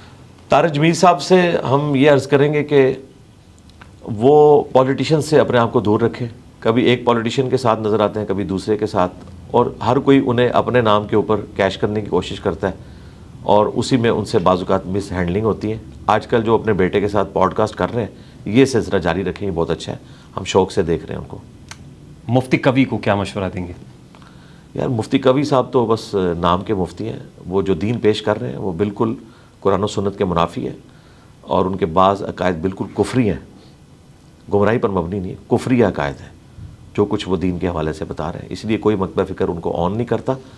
मकतब फ़िक्र के ऑन ना करने की वजह से मैं कुफरिया नहीं कह रहा, जो वो क्लेम कर रहे हैं ना, वो इतने ख़तरनाक किस्म के क्लेम हैं जिनकी कुरान और सुन्नत में कोई गुंजाइश मौजूद नहीं है। उनको क्या करना चाहिए? ये हरकतें छोड़ दें। पहले दीन बड़ा बदनाम हो चुका है, और लोग तो उन्हें ये समझते हैं कि वो दीन के रिप्रेजेंटेटिव हैं। हनीफ कुरैशी साहब को मशवरा देंगे? हनीफ कुरैशी साहब को काफ़ी सारी बातें समझ आ चुकी हैं। हम उन्हें मशवरा देंगे कि आपने हमारी गुफ्तगू की हीट की वजह से जो चीज़ें लर्न की और आप बैक फुट पे चले गए, तो एलानिया उसे एडमिट करें कि हमने अपने पुराने मौक़िफ़ से रुजू किया है। जिन चीज़ों के हक़ में हम मुनाज़रे लड़ा करते थे, आज हम उनको गलत कह रहे हैं, तो ये इंजीनियर साहब को क्रेडिट जाता है। मुझे क्रेडिट ना दें, मेरे लिए दुआ कर दिया करें, और दिलेरी के साथ आके ये कहें कि मुझसे माजी में गलत होता रहा। वज़ीर आज़म शहबाज शरीफ साहब के लिए कोई मशवरा? शहबाज शरीफ साहब तो एक कामयाब प्राइम मिनिस्टर हैं जी। उनकी दुआएं हमारे साथ हैं। दीन दुनिया आखिरत में वो कामयाब प्राइम मिनिस्टर है। ये मैंने एक तफन्नुन के तौर पर बात की, क्योंकि इस्टेब्लिशमेंट को वो सूट करते हैं इस पॉइंट ऑफ व्यू से। बाकी उनको मशवरा जो हमने देना है, मशवरा ये देना है। मुझे अचानक ये लगा कि जैसे ये पॉडकास्ट पाकिस्तान टेलीविज़न पे चल रहा है। नहीं, ऐसा नहीं था। मशवरा उनको ये देना है कि जब वो अपोजिशन में थे, उन्होंने एक बड़ी अच्छी तकरीर की थी, और इमरान खान साहब को उस वक्त कहा था कि आएँ बैठ के चार्टर ऑफ डेमोक्रेसी और चार्टर ऑफ इकॉनमी लिख लेते हैं। काश खान साहब उस वक्त ये बात मानते। शहबाज शरीफ साहब की ज़िंदगी की बेहतरीन तकरीर है जब वो अपोजिशन में थे, तो आज तो उनके पास इतना इख्तियार है, और वो इतने ज़्यादा सेम पेज के ऊपर हैं कि खान साहब कभी उतने ज़्यादा उस सेम पेज पे नहीं थे। तो आज तो वो इसे एग्जीक्यूट भी कर सकते हैं, अपने मुखालफिन को साथ बिठाकर ये उम्मत पर एहसान करें, पाकिस्तानी कौम पर, कि चार्टर ऑफ डेमोक्रेसी और चार्टर ऑफ इकॉनमी लिख लें। रियासत अपनी जगह पे रहेगी, गवर्नमेंट कोई भी आए, कम अज़ कम हमारी जो इकनॉमिक पॉलिसीज़ हैं वो कंटिन्यू करें, डेमोक्रेसी कंटिन्यू करें, 5 दफ़ा असम्बलियाँ अपना टाइम पूरा करें। ये ना हो कि एक को आप अदालत के ज़रिए फ़ारिग करवाएं, दूसरे को आप अदम एतमाद के ज़रिए फ़ारिग करवाएं। हालांकि ये सब लोग अपने बोझ पे खुद गिर जाएंगे, गवर्नमेंट अगली आ जाएगी। लेकिन ये इस किस्म की हरकतें करते हैं जब, इसमें ज़ाहिर एस्टैब्लिशमेंट टॉप के ऊपर है, क्योंकि सबसे बड़ी पॉलिटिकल जमात तो प्रैक्टिकली सिक्योरिटी स्टेट होने की वजह से हमारी इस्टेब्लिशमेंट है। नून लीग और पीटीए तो छोटी सियासी जमातें हैं, और वो इसको जस्टिफाई अपने पे करते हैं। हम ये कहते हैं कि आप ये माने कि बड़े गलत करते रहे, और उनकी गलतियों की वजह से हमें इस मामले को अब साथ लेके जाना पड़ रहा है। ठीक, लेकिन गलती को एलानिया माने। जिस तरह बाजवा साहब ने आखिरी तकरीर में तो कहा था ना कि हमें गालियाँ इसलिए पड़ती हैं कि हम सियासत में लुचफराई करते हैं, अब हम नहीं करेंगे, लेकिन उस बात के ऊपर कायम नहीं रह सके, और वो सिलसिला उसी तरीके से चल रहा है। सर, इमरान खान साहब को क्या मशवरा देंगे? इमरान खान साहब को मैं मशवरा दूंगा कि उनका नैरेटिव बहुत अच्छा है, कि वोट को इज़्ज़त दो। जो नवाज शरीफ साहब का नैरेटिव था वो उन्होंने गेन कर लिया, और आज वो पाकिस्तान के सबसे पॉपुलर लीडर हैं, इसमें कोई शक नहीं है। लेकिन जो आपके पीछे लोग लगे हुए हैं, इन्हें डायरेक्शन दें, इन्हें वायलेंट ना करें। आपके यूट्यूबर्स इतने वायलेंट हो चुके हैं कि फ़ौज को एज ए इदारा जिस तरीके से वो ट्रीट कर रहे हैं, ये पाकिस्तान की तबाही की तरफ है। कल को आपको मौका मिलता है और आप वज़ीर आज़म बन जाते हैं, तो यही फ़ौज आपके साथ होगी ना। लेकिन अगर आप उसके साथ इस तरीके से ट्रीटमेंट करेंगे तो इसका एंड रिजल्ट क्या होगा कि वो आपको दोबारा आने का मौका भी नहीं देंगे, और आप जो चाहते हैं कि मैं आवाम की खिदमत करूं वो आप नहीं कर सकेंगे। आप फ़ौज के साथ कन्फ्रंटेशन अपनी वो रखें, कोई इसमें हमें इख्तलाफ नहीं है, रूल ऑफ लॉ की बात करें, लेकिन इसकी बुनियाद के ऊपर पूरे के पूरे इदारे को जिस तरीके से इस वक्त ट्रोलिंग के ज़रिए किया जा रहा है, और खान साहब ने हमें खुद बताया था, जब बाजवा साहब से मुतल्लिक बातें होती थी तो खान साहब कहते थे कि आर्मी चीफ के बारे में बात हो रही है तो पूरी फ़ौज के बारे में हो रही है। ये हमने खान साहब से सीखा। आर्मी चीफ वो कहते थे बाप हाँ, बाप वाली बात अलग है, लेकिन वो कहते थे कि अगर आप आर्मी चीफ को, ये आज हमें कह रहे हैं ना कि आप जब हमें कहते हैं हम फौज के खिलाफ हैं, हम तो चंद जर्नैलों के खिलाफ है, तो ये आपने हमें बताया था कि आप आर्मी चीफ के खिलाफ जब होते हैं तो फौज पूरी उसके साथ खड़ी होती है। तो हमने खान साहब से ये कुछ सीखा है, तो हम कहते हैं कि आप जरा हाथ होला रखें। जनरल आसिम मुनीर के लिए कोई मशवरा है? आसिम मुनीर साहब के लिए तो मैं काफ़ी दफ़ा मशवरा दे चुका हूँ, मैं आपकी पॉडकास्ट में भी दे देता हूँ कि 9 मई का जो इशू था उसमें हम फौज के साथ हैं कि एक गलत एक्टिविटी परफॉर्म हुई, उसकी वजूहात क्या थी उनको हम साइड पे रखते हैं, वो दोनों तरफ की बहस है। मैं सिर्फ इतना अर्ज़ करूंगा कि जियो फेंसिंग में ऐसे लोग भी आए जो बेगुनाह थे, कई लोगों ने रिश्वतें दी छूटने के लिए, कई बेगुनाह 1-1 साल तक पड़े रहे जेलों में, अभी ये पिछले दिनों कुछ छोड़े, हो सकता है अभी मौजूद हो। इनकी केसेस चलाएं, साबित करके जो सज़ा बनती है वो दें, लेकिन बेगुनाह बंदे उनको इस तरीके से जेल में रखना, इससे कोई फ़ौज की इज्जत में इजाफा नहीं होगा, लोग नफरत करेंगे। ये हम उनसे रिक्वेस्ट करेंगे। दूसरा, ज़ाहिर है उनका भी दिल टूटा हुआ है खान साहब से, वो खान साहब को एक महात्मा समझते थे, उसके बाद ज़ाहिर है उन्हें समझ आया कि हम जिसे आइडियलाइज़ करते थे उसमें तो वो इश्यूज़ मौजूद हैं, और आज ज़ाहिर है कि आपने देखा है कि इस वक्त वो लड़ाई अपने उरूज पे जा चुकी है। तो इस मामले में दूसरों को भी स्पेस दें, खान साहब भी उनको स्पेस दें, वो भी उनको स्पेस दें। सेकंड लास्ट मशवरा पाकिस्तान क्रिकेट टीम के लिए? क्रिकेट टीम से पहले तो क्रिकेट टीम बनाने वालों को मशवरा देंगे ना कि आप लोग डोमेस्टिक क्रिकेट के ऊपर जोर दें, वो आपकी नर्सरी है, आपको क्रिकेटर्स मिलेंगे। पहले तो टैलेंट की बुनियाद पर मिलते थे, अब क्रिकेट इतनी एडवांस हो चुकी है कि हम पीछे रह चुके हैं। मुझे नहीं लगता कि हम जब तक इस पूरी साइंस को समझ नहीं लेते उस वक्त तक अब हम वर्ल्ड क्लास क्रिकेट खेल ही नहीं सकते। हाँ, कभी हासाती तौर पे कोई तुक्का लग जाए वो अलग बात, अदरवाइज जो क्रिकेट जिस लेवल पे जा चुकी है, अब तो 350 वाली गेम है, 350 बना के भी आप हार जाएंगे। तो हम तो अभी तक 250 वाली क्रिकेट खेल रहे हैं, और 250 तो भाई T20 में लोग चेस कर लेते हैं। तो जिस तरह हॉकी में हम पीछे रह गए थे ना, और दोबारा वो गेन नहीं कर सके, मुझे भी क्रिकेट में लगता है कि अगर हमने इस वक्त कोई इंटरनेशनल क्रिकेट का जो लेवल है उसे अचीव करने की कोशिश ना की, तो अब ये चैंपियंस ट्रॉफी में जो कुछ हुआ आपके सामने। ठीक, लास्टली इंजीनियर मोहम्मद अली मिर्ज़ा को क्या मशवरा देंगे? इंजीनियर मोहम्मद अली मिर्ज़ा को मैं मशवरा दूंगा कि बड़ी दिलेरी से तुम काम कर रहे हो, करते रहना, डरना नहीं किसी से। हाँ बिल्कुल, दिलेरी के साथ कहना है कि मेरे नबी सा है ही कोई नहीं, तेरे बाबे थे शाही कोई नहीं। इंजीनियर मोहम्मद अली मिर्ज़ा साहब, it was an absolute pleasure having you on the show. जज़ाकल्लाह, बहुत मज़ा आया, थैंक यू वेरी मच। उम्मीद करते हैं कि नेक्स्ट टाइम 1 साल से पहले वक्त मिल जाएगा इंशाअल्लाह ताला, इंशाअल्लाह। जज़ाकल्लाह, सलामत रहिए। वालेकुम अस्सलाम। इंजीनियर मोहम्मद अली मिर्ज़ा साहब, RTS on 24+ पे आपने इनकी गुफ्तगू सुनी। उम्मीद करते हैं कि आपको पसंद आई होगी। हमेशा की तरह ज़ाहिर है इनकी एक फॉलोइंग है, इनके नज़रियात हैं, इनके ख़यालात हैं, ये आप पे आप इससे इख्तलाफ करें या आप इससे इत्तफाक करें। अगर पसंद आए तो इसको लाइक और शेयर करना इसलिए मत भूलिएगा कि इससे हमारा मैसेज तक पहुंचता है। This is Rehan Tariq signing off from the RTS। अपना बहुत सारा ख्याल रखिएगा। अस्सलाम वालेकुम।